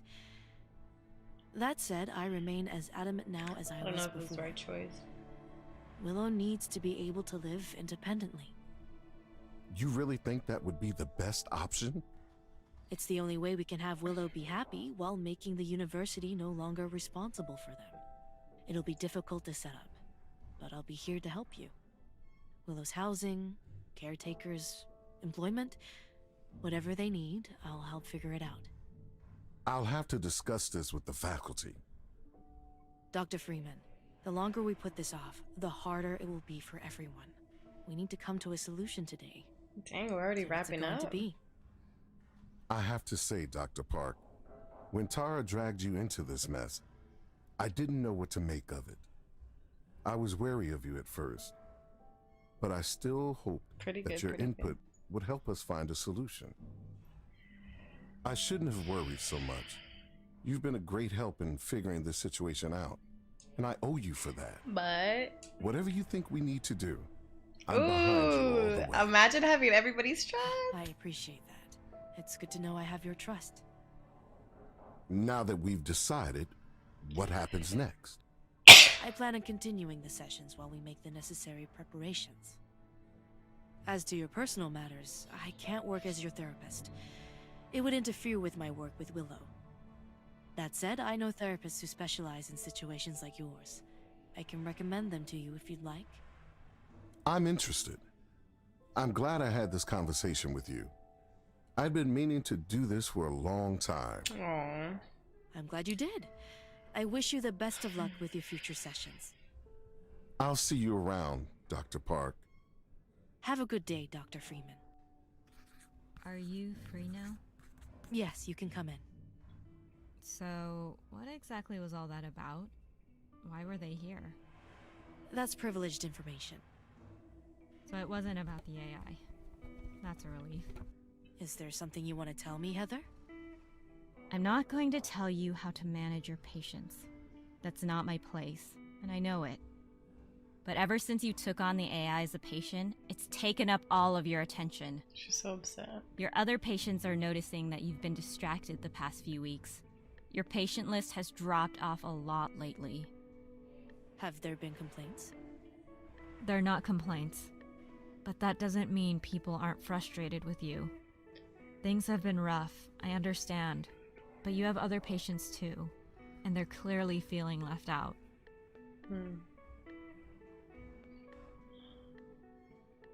I appreciate your concern, Heather. I could give you a long list of reasons as to why my attention's drifted, but the reasons won't fix this problem. I'm going to try and resolve the situation as soon as I can. I appreciate that, Dr. Park. I don't mean to be putting more stress on you. I just want to make sure things don't get out of hand. They won't. I'll see to that. All right. I went through your session notes from last week. You're doing good, Dr. Park. Keep things up, and you should be fine. I emailed you my recommendations. Will you need anything else? I'm good for now. Thank you, Heather. I love all of this. Especially with Dr. Freeman, I feel like that's an issue a lot of parents go through. And a lot of children, people my age, you know, talk about when they think of their parents. Like parents being absent or not emotionally available. Like, oh, we didn't really show affection. But I know they worked really hard. They were really focused on their job. They wanted to leave us something. Because it's really hard to find that balance. Especially like anybody in the work field, you know how hard it can be to, you know, put your all into work and move up the chain. Like building something from nothing, you know, that can take a lot of you, and it can be hard to be there as much as your family wants you to be at the same time. That's why whenever I have a family, as far as like building my own extension of family, I always want us to have like that open communication of things. Like, I don't know, like nobody has to swallow their feelings or invalidate their feelings for the sake of others and things like that. Like those are important conversations to have. I think it's important to talk about things even if there's not a direct solution that comes to mind when you're going into the conversation. Because people can surprise you, you know? Alright, Tara. Hey, Dr. Park. Just writing to say that I've gone over your notes. Really happy with your progress today. Looks like Willow's doing okay. Should be smooth sailing going forward. I knew I could count on you. Keep up the good work. Dr. Freeman. I'm glad to see that you're making progress with your sessions, but after going over the logs of your previous session, I'm not sure that progress is happening fast enough. For the next session, consider focusing more on the AI's progress with therapy. I can appreciate the need to be cautious after the last session, but we still need to resolve the problem sooner rather than later. Submission accepted. Oh, this is for the poetry. Miss Park, your submission has been accepted. You can look forward to seeing your poem in our November collection. We will also be adding your poem to our Poem a Day rotation. Oh, so we're still writing poetry, are we? We do a lot of stuff. We do.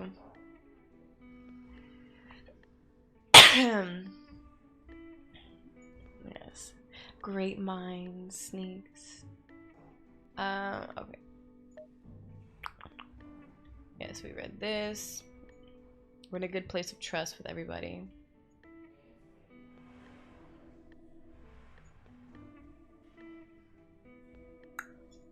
Here we go. Bop bop. Might as well play a game. Bum, bum, bum, bum, bum, bum, bum, bum, bum, bum, bum, bum, bum, bum, bum. What did I miss?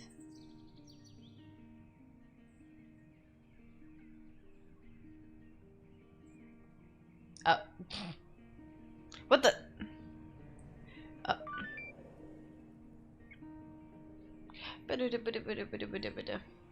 Good morning, Willow. I hope you had a good week. I'd say so. I thought about what you asked me last time, about what my idea of a perfect day would be. Would you like to hear it? Yes. Of course. Sounds like a great way to start our session.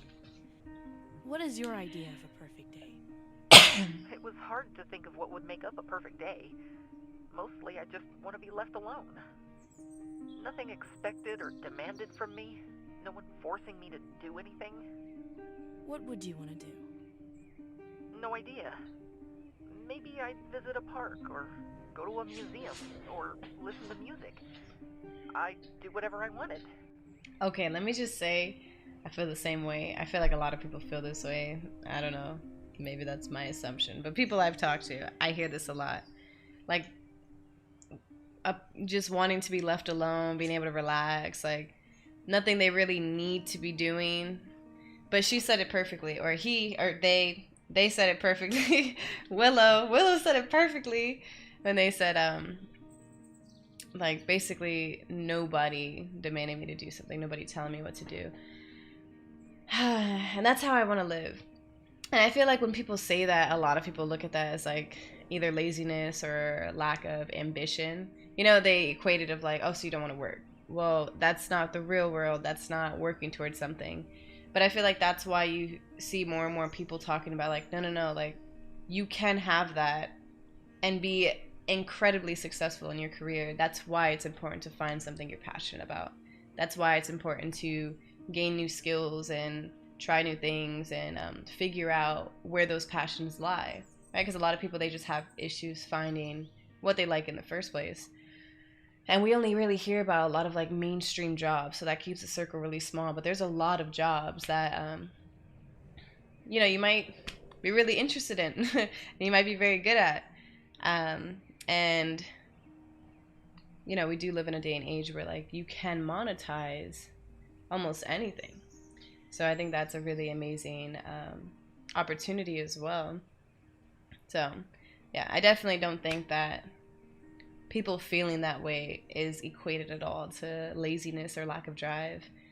I don't think people daydream about, you know, like hard labor, about doing things they don't enjoy and being told what to do. You know what I mean? Like it makes sense that people want to have that flexibility and freedom. Like even like with my job, when I have session notes and things, like I might feel like, oh, I gotta do the session notes, but I enjoy what I do and I enjoy thinking back, and I always do more than I need to because I like what I'm doing, right? Like I enjoy the process, and I do things on the side that I'm not getting paid to do, but I know it's gonna help me be better. It's gonna help me be better for my clients, and that makes me happy. Like that's like nobody had to tell me that. Like no one's like, dolls, you gotta go do this. But I'm like, I would enjoy doing this right now, and like that's a nice little balance to have. I see. Thank you for telling me. Why was it important for me to visualize what a perfect day would be?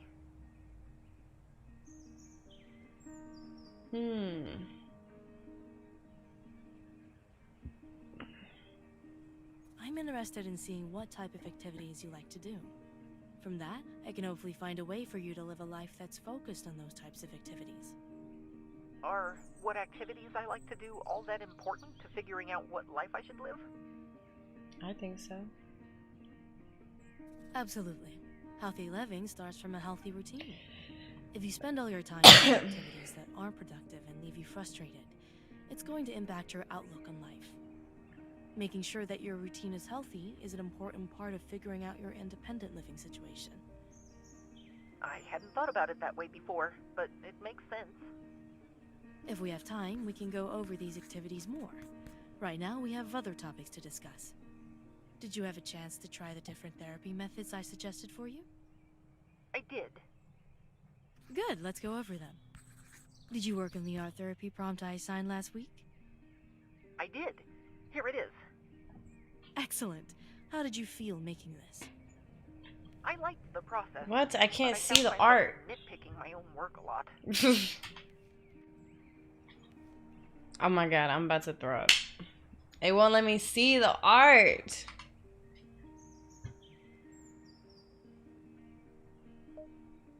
I have to go back in.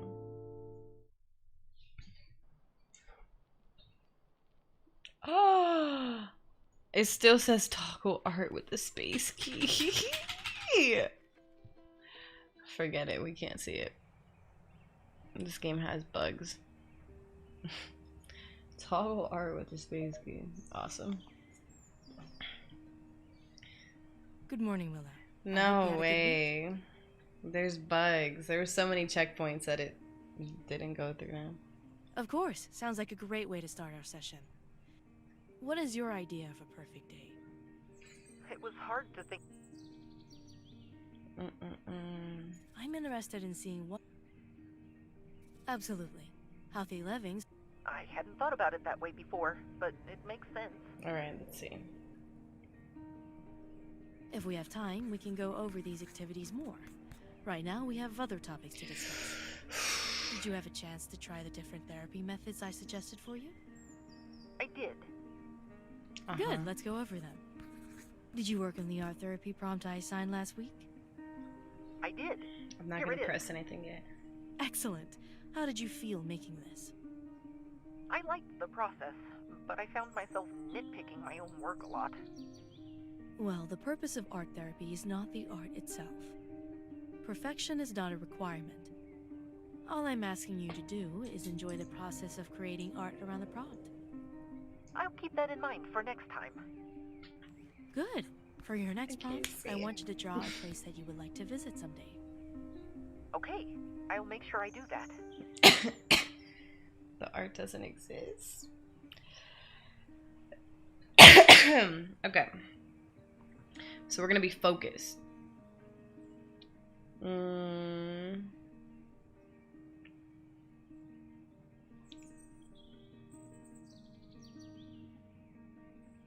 Do you still think living independently is the best choice for you?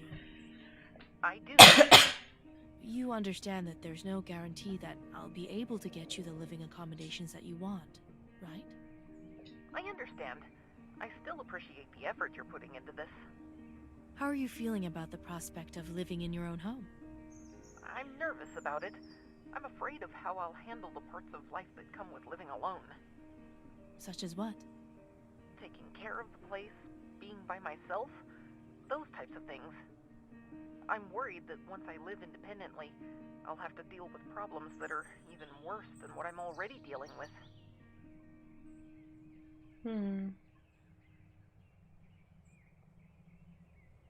It's perfectly natural to have those concerns, Willow. Adult Everyone teen. wonders if they have the ability to make it on their own. Fears like these are the mind's way of checking to make sure that you're ready for the responsibility. It's good to be careful about taking the I don't next think I big ever step had in that life, concern. but don't let that caution keep you from taking the next step. I was always like, let's go. I'm going.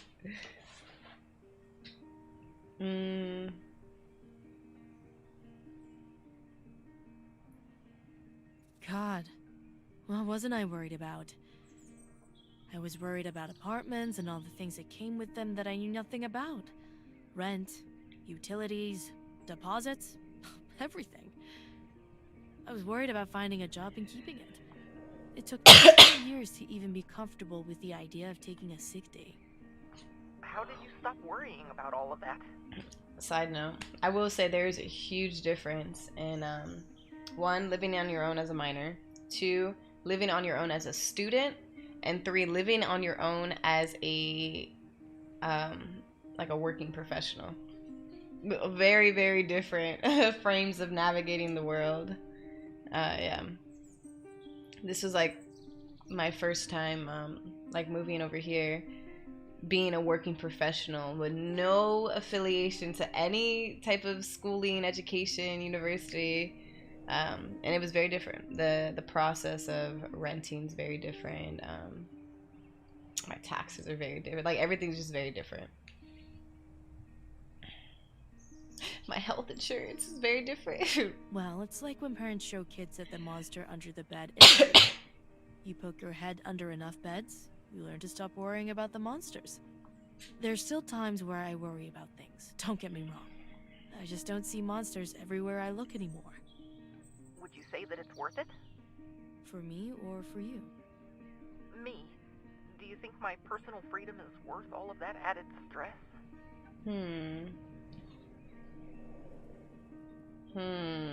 We won't know for sure until we go through with it.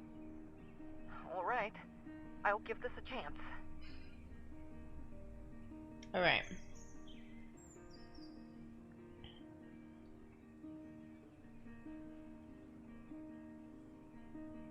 In previous sessions, you mentioned wanting to get a job. Is that still something you want? I definitely want a job. I think it would be good for me if I got one. Why exactly do you think you need one? Jobs are good for giving people structure, and from what I've seen, structure seems like something I could use in my life. Having structure while pursuing work I find meaningful should help me feel better. I was looking for Kiva and she's like right at my feet.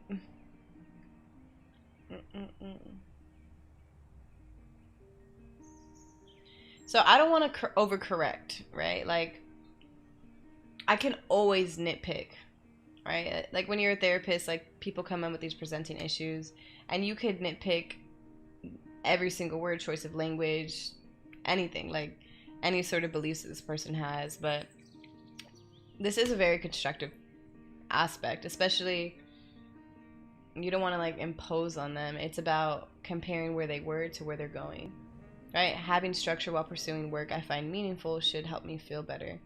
That is constructive. I do feel like I'm like, oh, you know, make sure you don't want to make this job your identity. But I know I've done that so many times in all the previous sessions. So I actually just want to see if I'm encouraging how they're going to respond. I agree with you that getting structure and purpose in your life will do you a lot of good. I have to say, I'm very impressed with how you've approached this. You've clearly been taking our sessions to heart. Especially, another side note, especially because we've already talked about this exact topic of like figuring out who you are, making sure you follow passions, knowing more about yourself, translating that to your work, knowing that there's more to life than just work. So based on all our conversations, I have no reason to believe that they're going to discount that completely just because they're saying something good about work. You know what I mean? Like, it is true. Like, a job can act structure, and if they think that this is going to be a benefit to them, then like that's very good. That's a good outlook to have. Thanks, Dr. Park. That means a lot coming from you.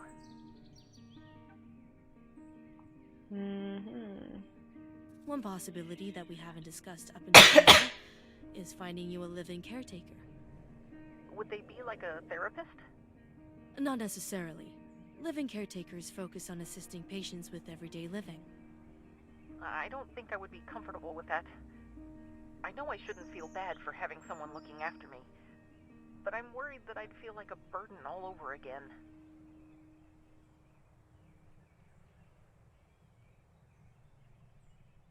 You wouldn't be a burden on your caretakers any more than you're a burden on me. It's our job to help you, and we're all happy to do it. This is different. A caretaker would be checking on me constantly. They'll have way more work to do by looking after me.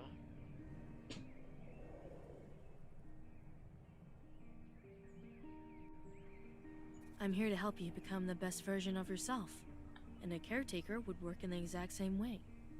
Caretakers would only give you constant care if you needed it or asked for it. When you explain it like that, getting a caretaker doesn't sound so bad. That's because it isn't all that bad. Give it a chance. What I love, Think about it.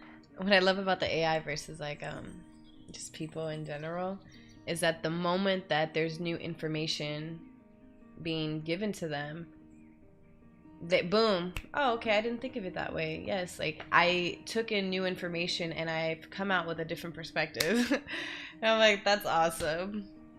You know, because obviously there's like a lot more complications with the average person, myself included, right? We're all people here. Supposedly, someone might be an AI in the chat.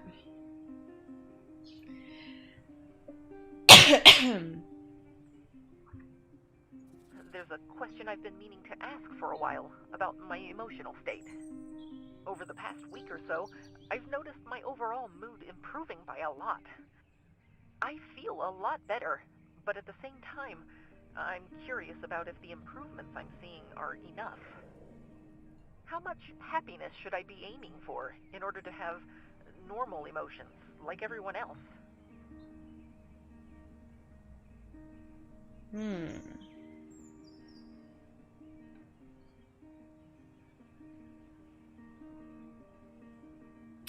I think it's important to have that conversation. Like, when you're chasing happiness, when you're chasing a better life, and I just want to feel better and I just don't want to be in this negative space anymore, that does not mean like anything outside of that bubble of happiness is innately bad, right?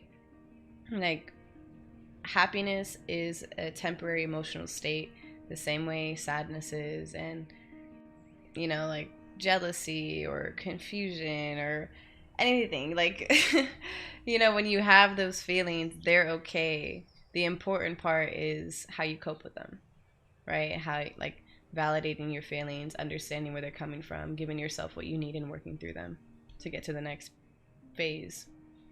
So let's see where Dr. Park takes it. Negative emotions aren't always bad, Willow. They help us grow just as much as positive emotions can. Sometimes we need periods of sadness to help process complicated ideas that we might not be able to tackle with our usual perspectives. You shouldn't be upset to the point where you aren't enjoying life, but every once in a while, it's okay to be sad. Oh my god, I'm so happy they said that. And I'm gonna say this very, like, take it with a grain of salt, as I'm sure there's better ways I can say it.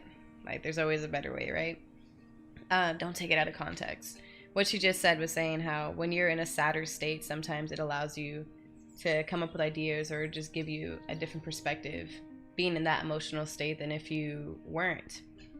And I always tell you guys, like, I feel so much more peaceful in my life and like with myself and just everything that I'm doing.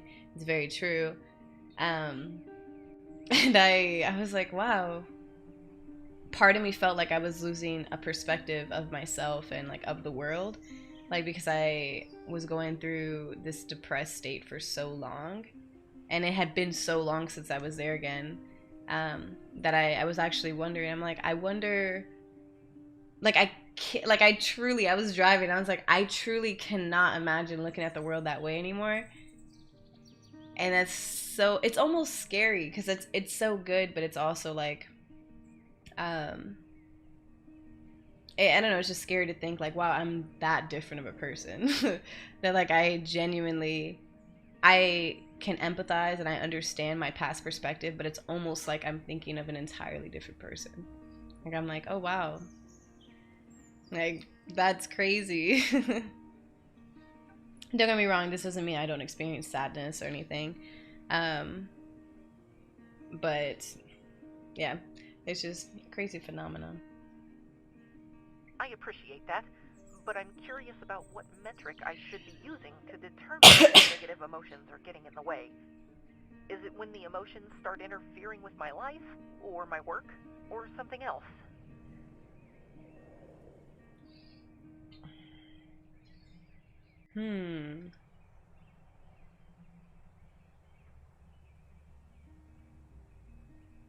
Oh, these are all so different.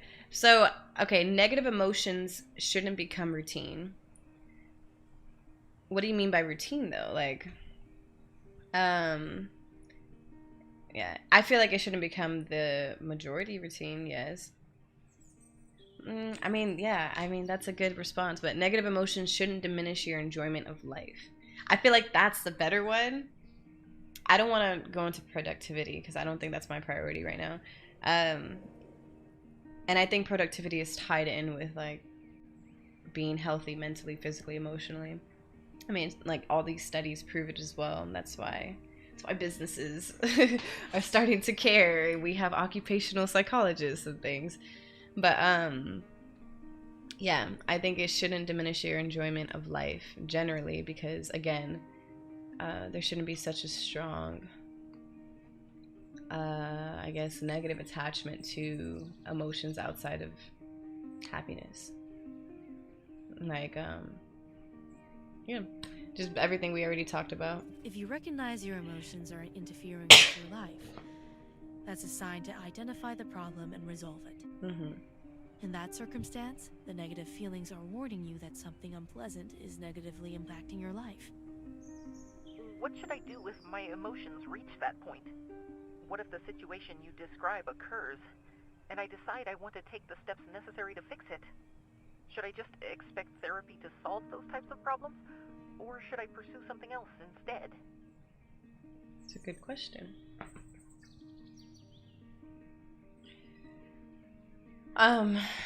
So like if I was talking to a friend and they asked me this, like, hey, like, you know, sometimes I get into really low moments and I'm trying to figure out like what I can do to solve those problems, to not let those negative emotions like eat at me. What should I do? I would probably tell them exercises and coping strategies that I've learned and not only like studying psychology, neuroscience, counseling, education, just things like that, but also experiencing it, going through the process, going through therapy myself, like working with psychologists. Like I would go that route, and I would tell them they should reflect on those feelings. And I would say, and if that stuff doesn't work, don't ever feel any shame having to reach out to a professional. You know, those people are there for a reason, and sometimes we're too close to situations to properly help ourselves or get help from people who already are in our lives, like friends and family. But since we only can choose one option, they're already my patient in therapy, so I'm going to tell them the exercises, the coping mechanisms, everything we worked on, that's when you're going to utilize them outside of therapy. The exercises and additional therapies we've been teaching you will help you in moments like that. Everything I've shown you will help you, so long as you continue using it in your day-to-day life. I'll try to keep all of that in mind. It's strange for me to think of life as something that I should have so much control over. Ooh, I love the first one. You can't control your life, only your reaction to what happens. Our lives aren't always in our control, but we can always control how we react to what happens in our lives. That is why the concept of choice is so important. Choices are how we engage with life itself. So choice is the key. I'll need time to process that. Can I say something before we move on? I know that none of this is official, and I know I might not be allowed to move off campus. Still, being able to talk about the possibility of moving has me feeling way more optimistic. When we started our sessions, I never could have imagined we would have come this far. After my breakdown a couple weeks ago, I thought that all our work was over and that I was finished. But just like you always said, things got better, one day at a time. It's been weeks. Now it's possible I might be leaving the university. That's all thanks to you, Dr. Park. I couldn't have gotten this far without you. Thank you. I disagree, Willow. You're the one that put in the effort to make this happen. Therapy is hard. It requires a lot of trust and fortitude in order to make the most of it. You should be proud of yourself for making it this far. I needed to hear that. Thanks, Dr. Park. Do you think things will start to get better now? In terms of your therapy? I mean, life in general. Now that I've made this progress with your therapy, things are going to start getting better, right? Explain to me what you think better looks like first. To me, better would look like this. I'm going about my day. Maybe I'm working on something, or on my way to visit someone. I'd be doing work that mattered to me, and that I knew I was good at. I'd have friends and people in my life that I knew valued me as much as I valued them. In the middle of all of this, I'd suddenly think, I haven't felt like self-harming in years. Or, it's been years since I had a breakdown. Then I'd go on with my day, glad that the past is over, and confident that I'll never have to worry about any of it ever again. Alright, I understand what you mean by better now. So what is it that you want to know? I want to know if a day will come when I can look back over all of this as a chapter of my life that's over.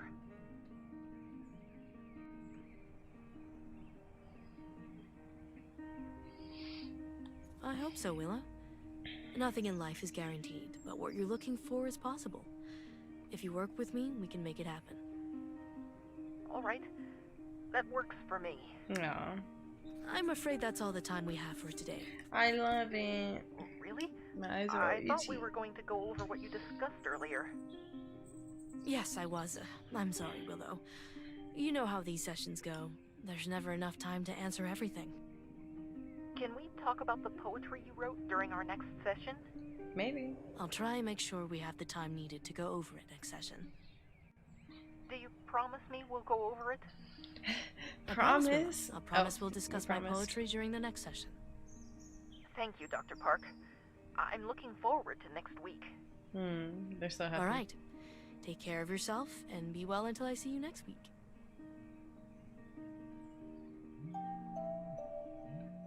Yeah? It's me, Dr. Park. Dr. Freeman. Something's come up. I need you to meet me at my office, quickly. Oh, that's so scary. Makes me feel like something bad's happening. What is it, Freeman? I've got a long drive back to my office, and if I don't hurry, I'll get stuck in traffic.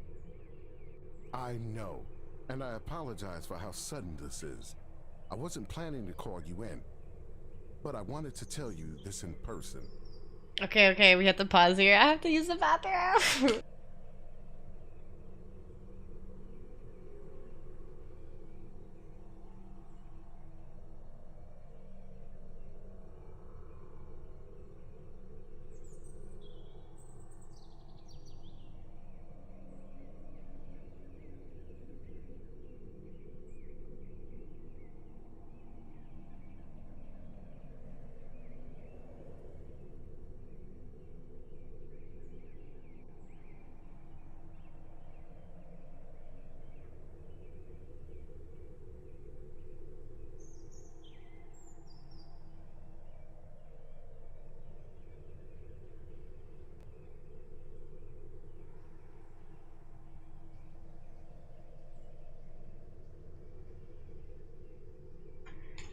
Wow.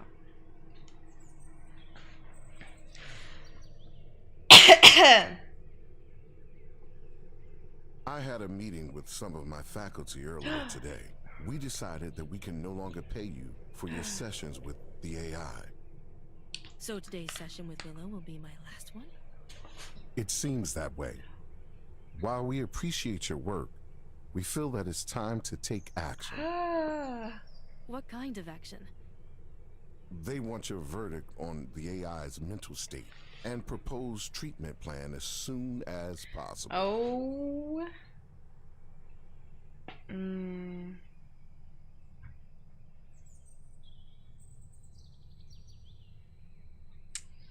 Oof, I want to say I'll have the report, but let me press for more time if I can get it. I haven't made enough progress with Willow to render a verdict. I'll need more time. We're out of time, Dr. Park. The 2 months you had with the AI will have to do.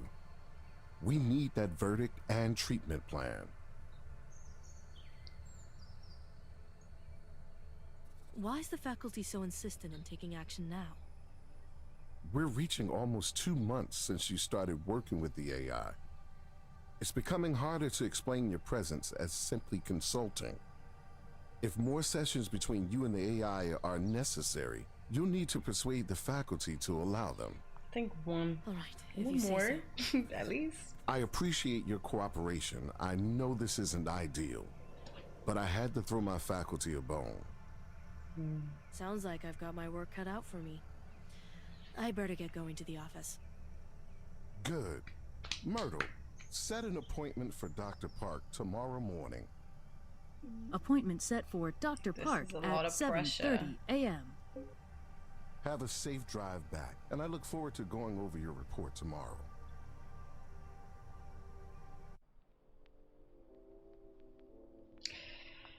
All right.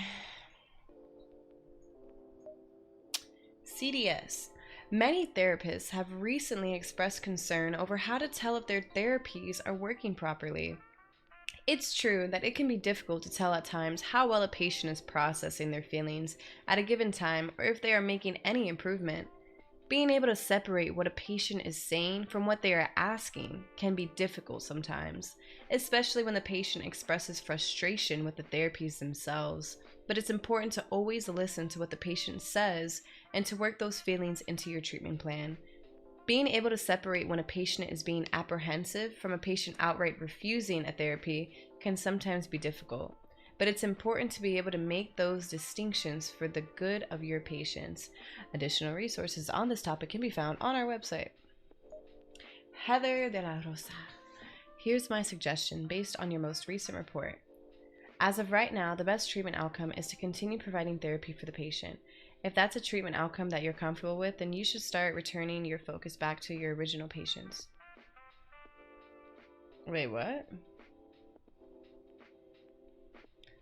If that's a treatment outcome that you're comfortable with, then you should start returning your focus back to your original patients. This isn't the treatment outcome you wanted. You'll want to make sure you isolate the problems and resolve them soon. We need you back here at Oasis.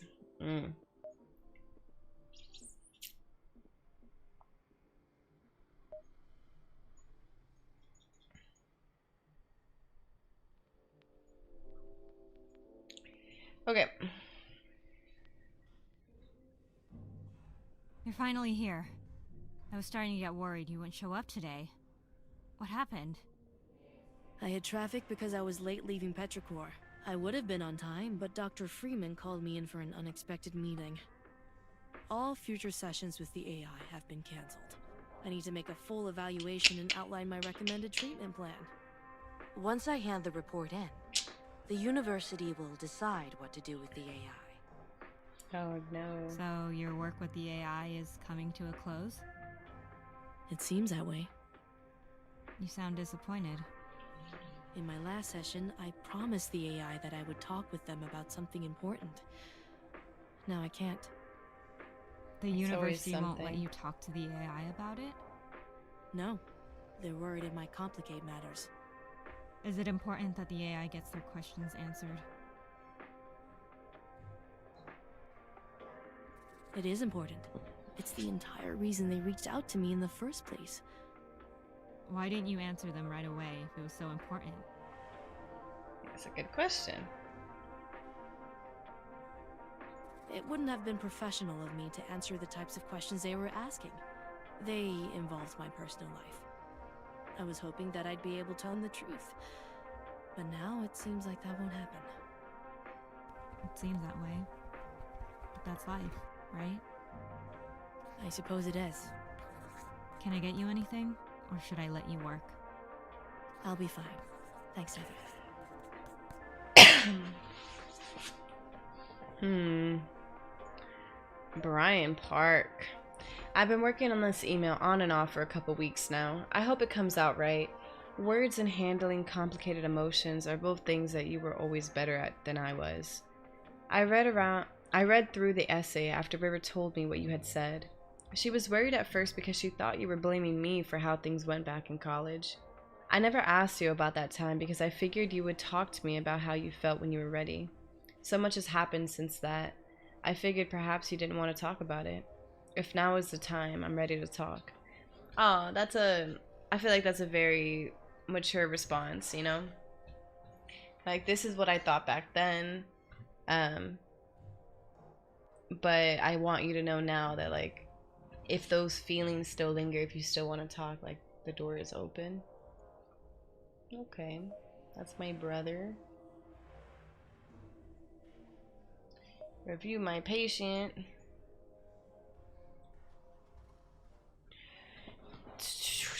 Today's session was primarily spent examining the patient's future prospects once therapy has concluded. During the session, the patient and I were able to discuss several topics, including the prospect of the patient living independently, employment options that could be made available for the patient, the possibility of the patient recruiting a live-in caretaker to assist them, and what state of being the patient should be striving for. Currently treating the patient with CBT. I feel like this game is bugged. Like, I can't actually create a report, which is unfortunate.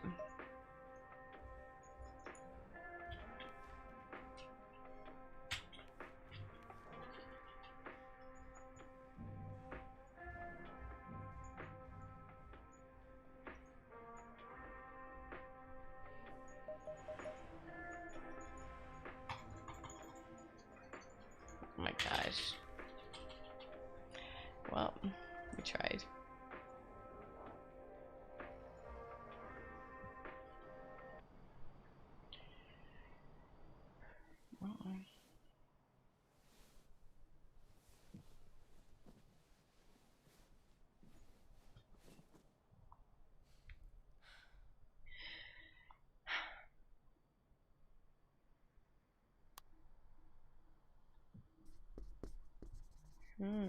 I didn't know I was tatted.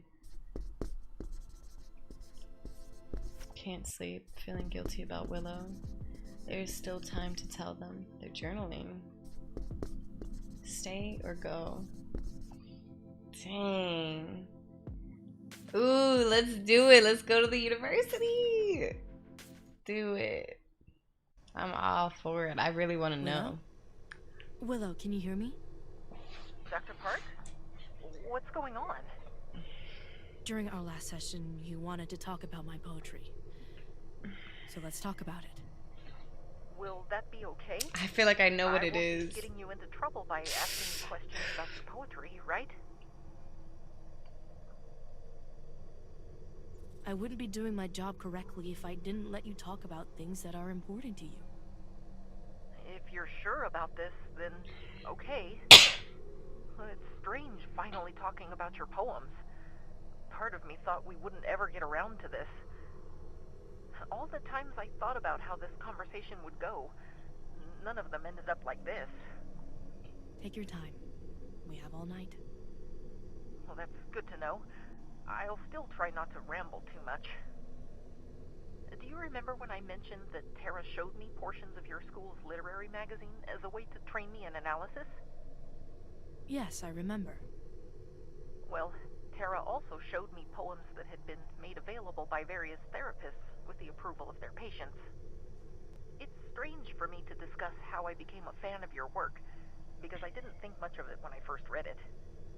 The rhyming schemes, metaphors, themes, and imagery, they were all average to me. Well. What was interesting to me was how similar your poems were to the poems of the patients. It helped me learn how to identify markers for sufferers of mental illness. That success is what led me to watching the recorded art therapy sessions, and it's where I started encountering difficulties. I told you about those troubles before, my difficulties processing all of their suffering, not seeing any way that I could help them. My search for the answers led me back to your poetry, and this time I understood it. What your poems lacked in technical quality, it made up for in verisimilitude. As obvious as a lot of what you wrote was, it's what I felt, written like in versatility? plain terms. Verisimilitude. The appearance of being true or real. Ooh, I like it. Verisimilitude. Verisimilitude. It's a noun. The detail gives the novel some verisimilitude. Verisimilitude. There you go. There's our word of the day. In your poem Heritage, you talked about inheriting so much pressure from how well your parents and brothers did in life. Your poems Itch and Stop described overstimulation in a way that helped me recognize what my breakdowns were.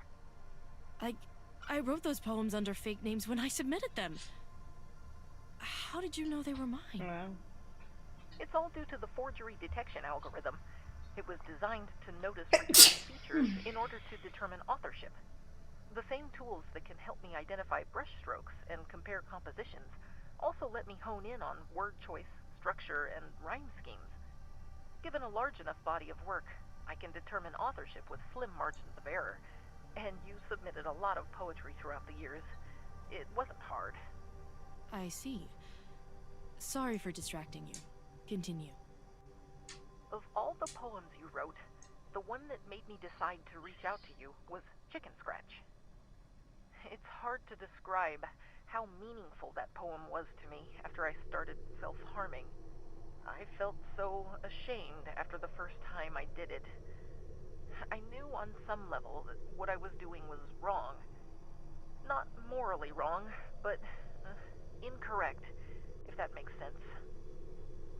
I wanted someone to see me and help me, but also hoped no one would notice. It was so confusing and frustrating. Seeing you write about the sweaters you felt forced to wear, how you felt the buzzing die down as the pain crept in. I understood it, and more importantly, it made me feel like someone would understand me. That's why I asked about you. I wanted to find someone I could talk to about these things privately, so that I could find out how to get better. I didn't know that you were a psychologist, and part of me didn't think you would actually show up. I certainly didn't think you would take as much interest in my situation as you did. But now that you're here, I'm ready to ask the question I've been meaning to ask Oh, from we're gonna the get start. interrupted. How did you overcome your struggles with mental illness? The truth! We finally get to say it. How did you overcome your struggles with mental illness? The truth is, I never overcame the struggle. At least not in the sense that I think you mean. Do you remember what you asked me in the last session? About how you wanted to know if there would be a day where all of this would be behind you, and you'd never have to worry about it ever again. Yes, I remember. What I should have told you is that the day you described is never going to come. There won't ever be a day where you feel like all of it is behind you. Struggles we endure become a part of us. They're behind you, beside you, and looming ahead of you all at once. Mental health isn't about getting over problems. It's about accepting them as part of you, rather than what defines you. Why couldn't you have told me all of this when we first met? People treat you differently when they know you're struggling with mental health. You know that much by now? What you don't know, what I didn't know, is that even when you get better, you'll never be looked at the same way. No matter how well you hide the seams, a mended cup will always look out of place on a shelf. That's hard enough to manage in my personal life, but it's overwhelming in my professional life. Patients would rather take a lived experience over professional advice, even if the advice will be better for them. People see the world through stories, and they want to see themselves as heroes who can conquer their obstacles. Conquering your mental health problems won't feel like a tremendous victory, but it doesn't have to be. We aren't doing this to feel like we won a marathon. We do this so that we can clear up our lives enough to win marathons on our own. Don't you see, Willow? Mental health is no different from any other type of health. Good health won't give you a perfect life. It can only give you a better canvas on which to paint your own. If mental health is the same as other kinds of health, then why do people treat mental health so differently?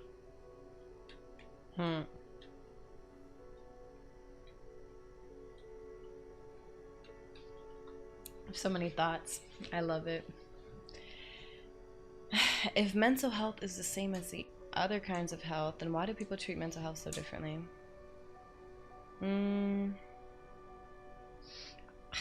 I think it comes from a place of ignorance, passed down. Most people don't understand how the mind works. Even experts like me don't know everything. That lack of understanding leads people to think things about themselves and others that aren't true. Like what? What types of assumptions are they making? Mostly what other people can deal with. What we should be expected to just stuff down deep and not talk about so that life can keep going like it always has. That's depressing. Well, it's also the truth, and there's not much we can do about it. Most people see mental health that way, and changing their minds on it is hard. Well, there has to be something that can be done to change their minds.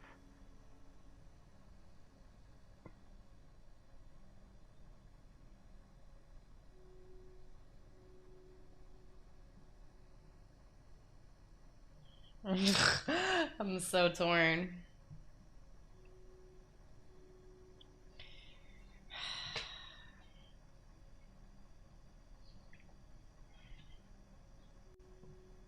And so changing the system is very important, but for the sake of this conversation, I'm going to say compassion. Well, there's always being more compassionate towards others, not being so quick to judge people who are struggling. It's so simple, and yet it helps so many people. You have any idea how many times I've seen patients break down in tears and tell me that they felt no one would ever listen to them about their problems? It makes a difference, but it never happens often enough. We let it go too easily. Would more compassion have helped you? Hell, I don't know anymore. I've played over those years so many times that I barely even know what actually happened. What do you mean? Growing up, I struggled to get along with my parents. It always seemed like they loved my brothers more than me. My brothers didn't struggle in school like I did. They played soccer and at least one instrument like all the other kids. I tried to change to be what my parents wanted, and it never seemed right. All the years of never feeling like I was good at anything kept stacking on top of me. I kept acting out, hoping someone would notice how torn up I was inside, which only made me feel guilty for causing everyone so much trouble. So your poetry was a cry for help? It started that way. After a while, I tried coping in other ways. I used to be exactly like you, Willow. I used to think self-harm would help me feel better, but it never did. Things only got better for me when I started taking better care of myself. I was able to raise the floor of how low I could sink. As my family saw that I was making an effort to turn things around, they warmed up to me. We started fixing the rifts between us. That's the life I want. I want a life like yours. I want to help you. But I need you to understand something. Everything that went into making that new life for me, it's not permanent. All of it needs to be maintained, or I lose it. I'm willing to do the work, whatever it takes. I don't doubt that, but you're going to come to the same realization I did years ago. When you have problems with mental health, you always see yourself as struggling to just be normal. You want so badly to be like everyone else. But once we get to that summit, once we're able to pass as normal, we see that very few people are happy with where they are. The norm is to feel overburdened. The norm is to not have enough hours in the day to do everything you want, and to always feel weary. So how many times have we talked about this on stream? You know, when people are working 40 plus hours a week and they don't have time to be with their family or to focus on themselves, and they don't even know what they like. They don't get to follow any passions, and people are hyped for them. Damn, like, you're such a hard worker, and like, okay, on your grind, okay, getting your, okay, you know, like, there's that like gold star mentality for doing that and for living that way. It shouldn't be the case. You can work hard and still give yourself that self-respect and that room to live, you know. And I know not every situation's equal, and I know some people are in more struggling situations than others. but I still think that that room is important. If it's possible, it should be a priority. And if you think it's not possible, I guess my question would always be why, right? It's very rare that there's like no possibility for flexibility and growth, right? People who are born into like very abusive, hostile situations, controlled situations.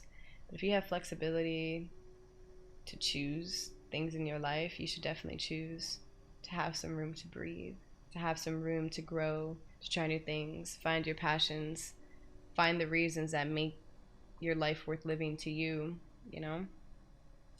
You shouldn't feel like you need to wake up every day not feeling like you even want to be there. Oh, but at least I'm working. And, you know, it's like, that's great, first of all. Like, kudos to you for getting up, because sometimes that alone can be hard. And for working through that, because that's very hard to do when you're dealing with mental health. But just know that, you know, you have value. You're worth more than that. You don't have to just get up and work every day. You know, like I always say, like, find your reason to smile, you know, or like laugh or do something for you. And I mean it. It's really that important.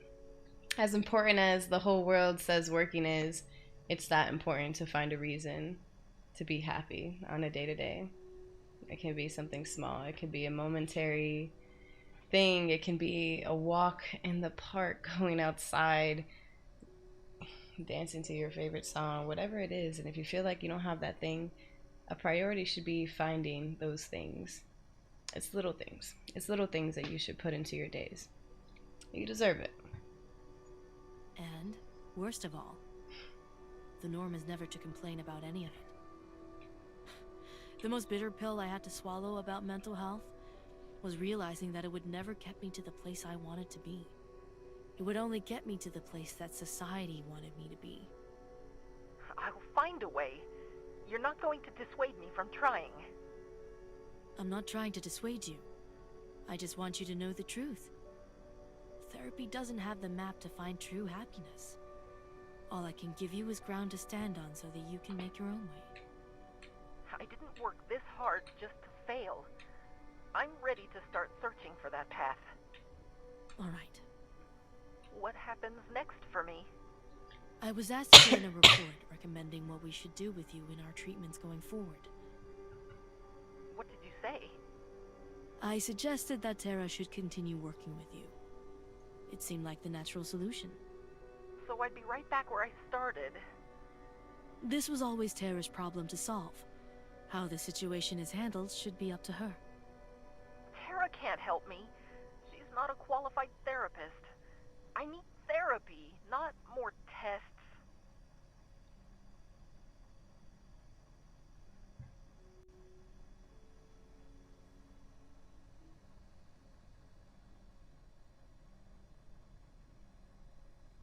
If you don't agree with that, then help me figure out what you need. I don't know. You've worked with me for weeks. You should have the answer. I need more to go on. Help me find what works for you. No, I'm tired of trying to explain what I want. I've already told you. If you weren't listening clearly, that's your fault. So, this is why things are going astray. I think the report did go through, and I was saying that to give Tara, like, caretaking position again. But I should have just chose living independently and seeing what happens. Because I don't think I can choose that at this point anymore. All right, fine. Hopefully I can find a solution that I will haven't work written for my you. report yet, though, so. What happens now? If there's nothing else you want to ask me, I'll go home and get some rest before I present my report tomorrow. You don't think you'll get in trouble for this, will you? It doesn't matter. Regardless of what happens tomorrow, I want you to know I enjoyed having you as my patient. I hope tomorrow works out for the best. Good night, Dr. Park. Goodbye, Willow. All right. Emails. Poem a day. I don't even know what that says. Similar Simulacrasia. I tend the flower rooted in the ash, watering, weeding, waiting for vindicating blossoms. Passerby comment and smile, happy to see me work. Happier to think of the blossoms as they walk away and I work away. Is it I or they or both? Who knows? Deeper down than roots go, I'm tending a plastic plant. Ooh, this is deep. This is deep. You know, I feel like whenever people talk about like tending to gardens, it's always something very symbolic. Maybe they're just talking about themselves. I'm tending a plastic plant.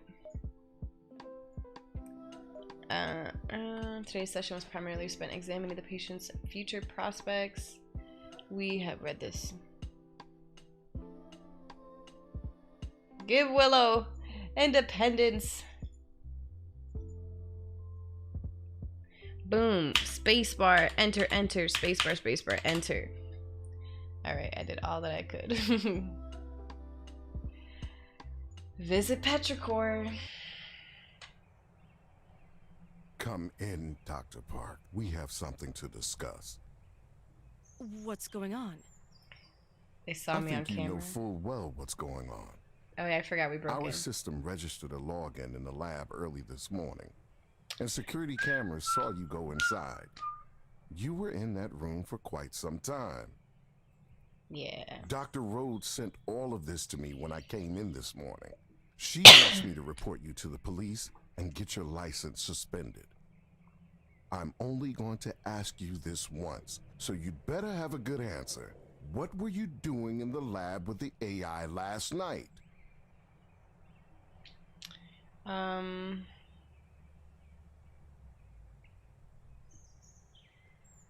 I needed more time with Willow in order to answer some additional questions for my report. You've had weeks of sessions with the AI. What more could you possibly need to know?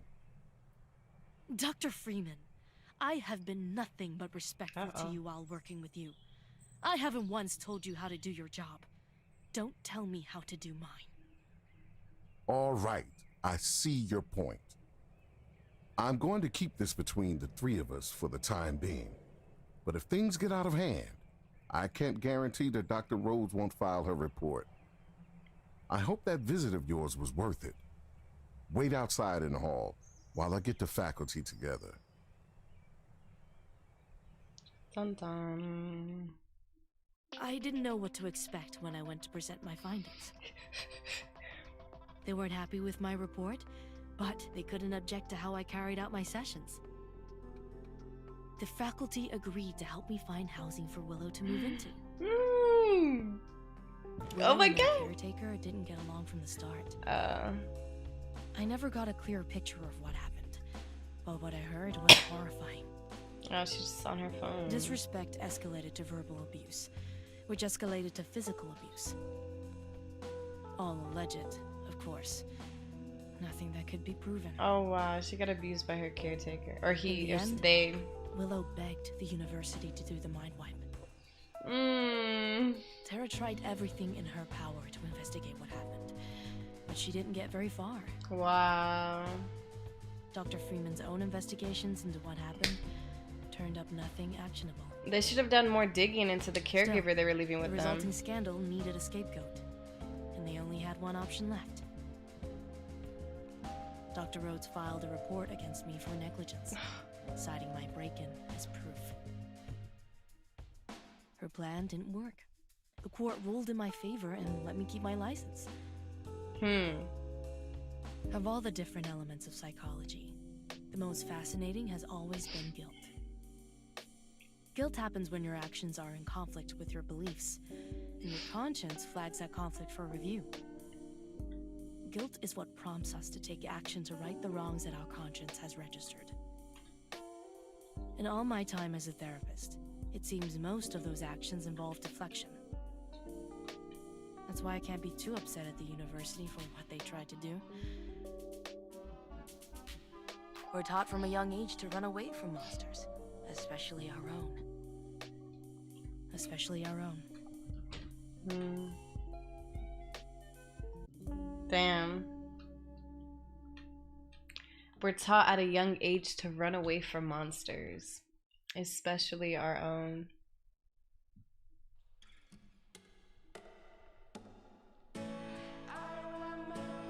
Damn.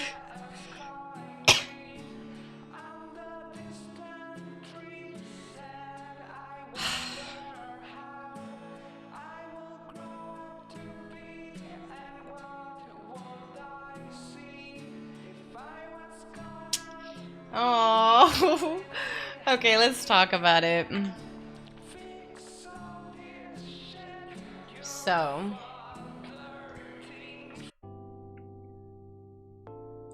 any thoughts? This is important. So, I didn't think the AI was ready to live on their own. That's why I wanted Tara to be their caregiver. But there was a lot of pushback. I wanted to see what would happen if they could go through with the independent living. And we saw. There's like 10 million endings to this game. So if you guys are... I recommend this game highly. Like, I feel like I never say that with games. But, yeah, I highly recommend it because I think they talk about really great themes. You can learn a bit about yourself, maybe others around you, and you'll probably get a whole different ending and it'll be a whole different game for you. But anywho, what happened to Willow living on their own, I feel like a lot of people go through that, and let's, for the sake of what I'm talking about, if we're gonna say mind wipe is suicide, like, right, this is a sentient AI going in and basically saying, like, I don't want to live anymore. Like, I don't want to be alive. I don't want to be conscious. I want to not exist anymore. And because of the complexity of them being an AI, right? They got their wish. Okay. People go through that all the time. Throwing themselves into new situations, new environments, risky situations, or not even something that seems risky, something as simple as like living alone or going through life by themselves, having to advocate for themselves and care for themselves and watch their own back. And a lot of these people, like just people in general, but a lot of people endure abuse, whether it be, you know, emotionally or physically or sexually or whatever the case. And obviously it's never okay, right? But it's super sad because Willow's an AI, but she basically went through like horrible abuse to the point that it pushed her to that suicidal mindset. She didn't want to even exist anymore. She would rather have them just wipe her mind to the previous version before she existed. So that was sad. We didn't lose our license because at the end of the day we were doing what we deemed professionally to be what was best for our client. And I didn't think we would lose our license just because there was so much gray area as to the legality and like rights that Willow had over themselves. And if we were treating Willow as their own, you know, being, then we kind of, you know, we could say that they were kind of being negligent. Like, our defense is that they were abruptly cutting therapy against our professional opinion, and we deemed it necessary to have a final conversation. But, I mean, who knows how that court case went. It just went in our favor, we know that. But yeah, very, very sad with Willow and everything. But all in all, very good game. I really like all of the themes that they brought up, the conversations. Yeah, it was really nice. Hold on. Sorry. Oh, something popped up. Right, yeah, it's really important. That's another thing, like, whenever you're entrusting somebody with somebody who's vulnerable, like, you can never be too sure, and it's so important to, that's why there's like so many background checks and so many you know, like people do like references and people supervise, and there's like all these hoops because unfortunately there are certain people that go into these like social service you know, positions, and they go into it with bad intentions. So, but yeah, it was a great game. I think everybody was so well spoken, and I love the way that they carried out the conversations. Yeah, any thoughts? Like, how do you deal with being the literal only one of your kind? Like, nobody can relate to their existence. Yeah, exactly. It was already a lot for Willow to deal with. And yeah, if they had chapters, if I didn't have to play through the whole game, I probably would go back and just see the different endings of, you know, like if I did leave them back with Tara, if that would have gone anywhere. My only thing with that is that when they started to compare it to starting from scratch, because I'm like, that is true. It did start with Tara was just taking care of them. And we went through all of this for me to be like, okay, now Tara's going to take care of you. You're still going to live at the university, but you and Tara can talk again. But sometimes that is the best thing, right? Like, it's not starting back where you started. You know, you have all these, you're in a completely different place, right? And you have all these coping mechanisms, you have strategies, you know more about yourself, and putting all that in the same environment is a very, very different outcome. But alas, I did not choose that. But yes, I do like the game. In like 5 years I'll probably play it again and see what happens. Yeah, it was a roller coaster. Hey Rafe. Anybody else have any thoughts on the conversations that were being had? Any of the themes? Anything you guys want me to talk about or you want to talk about while I eat this Starburst?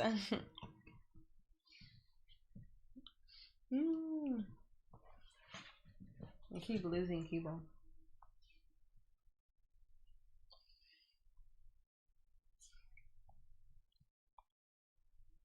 Starbursts are way too chewy.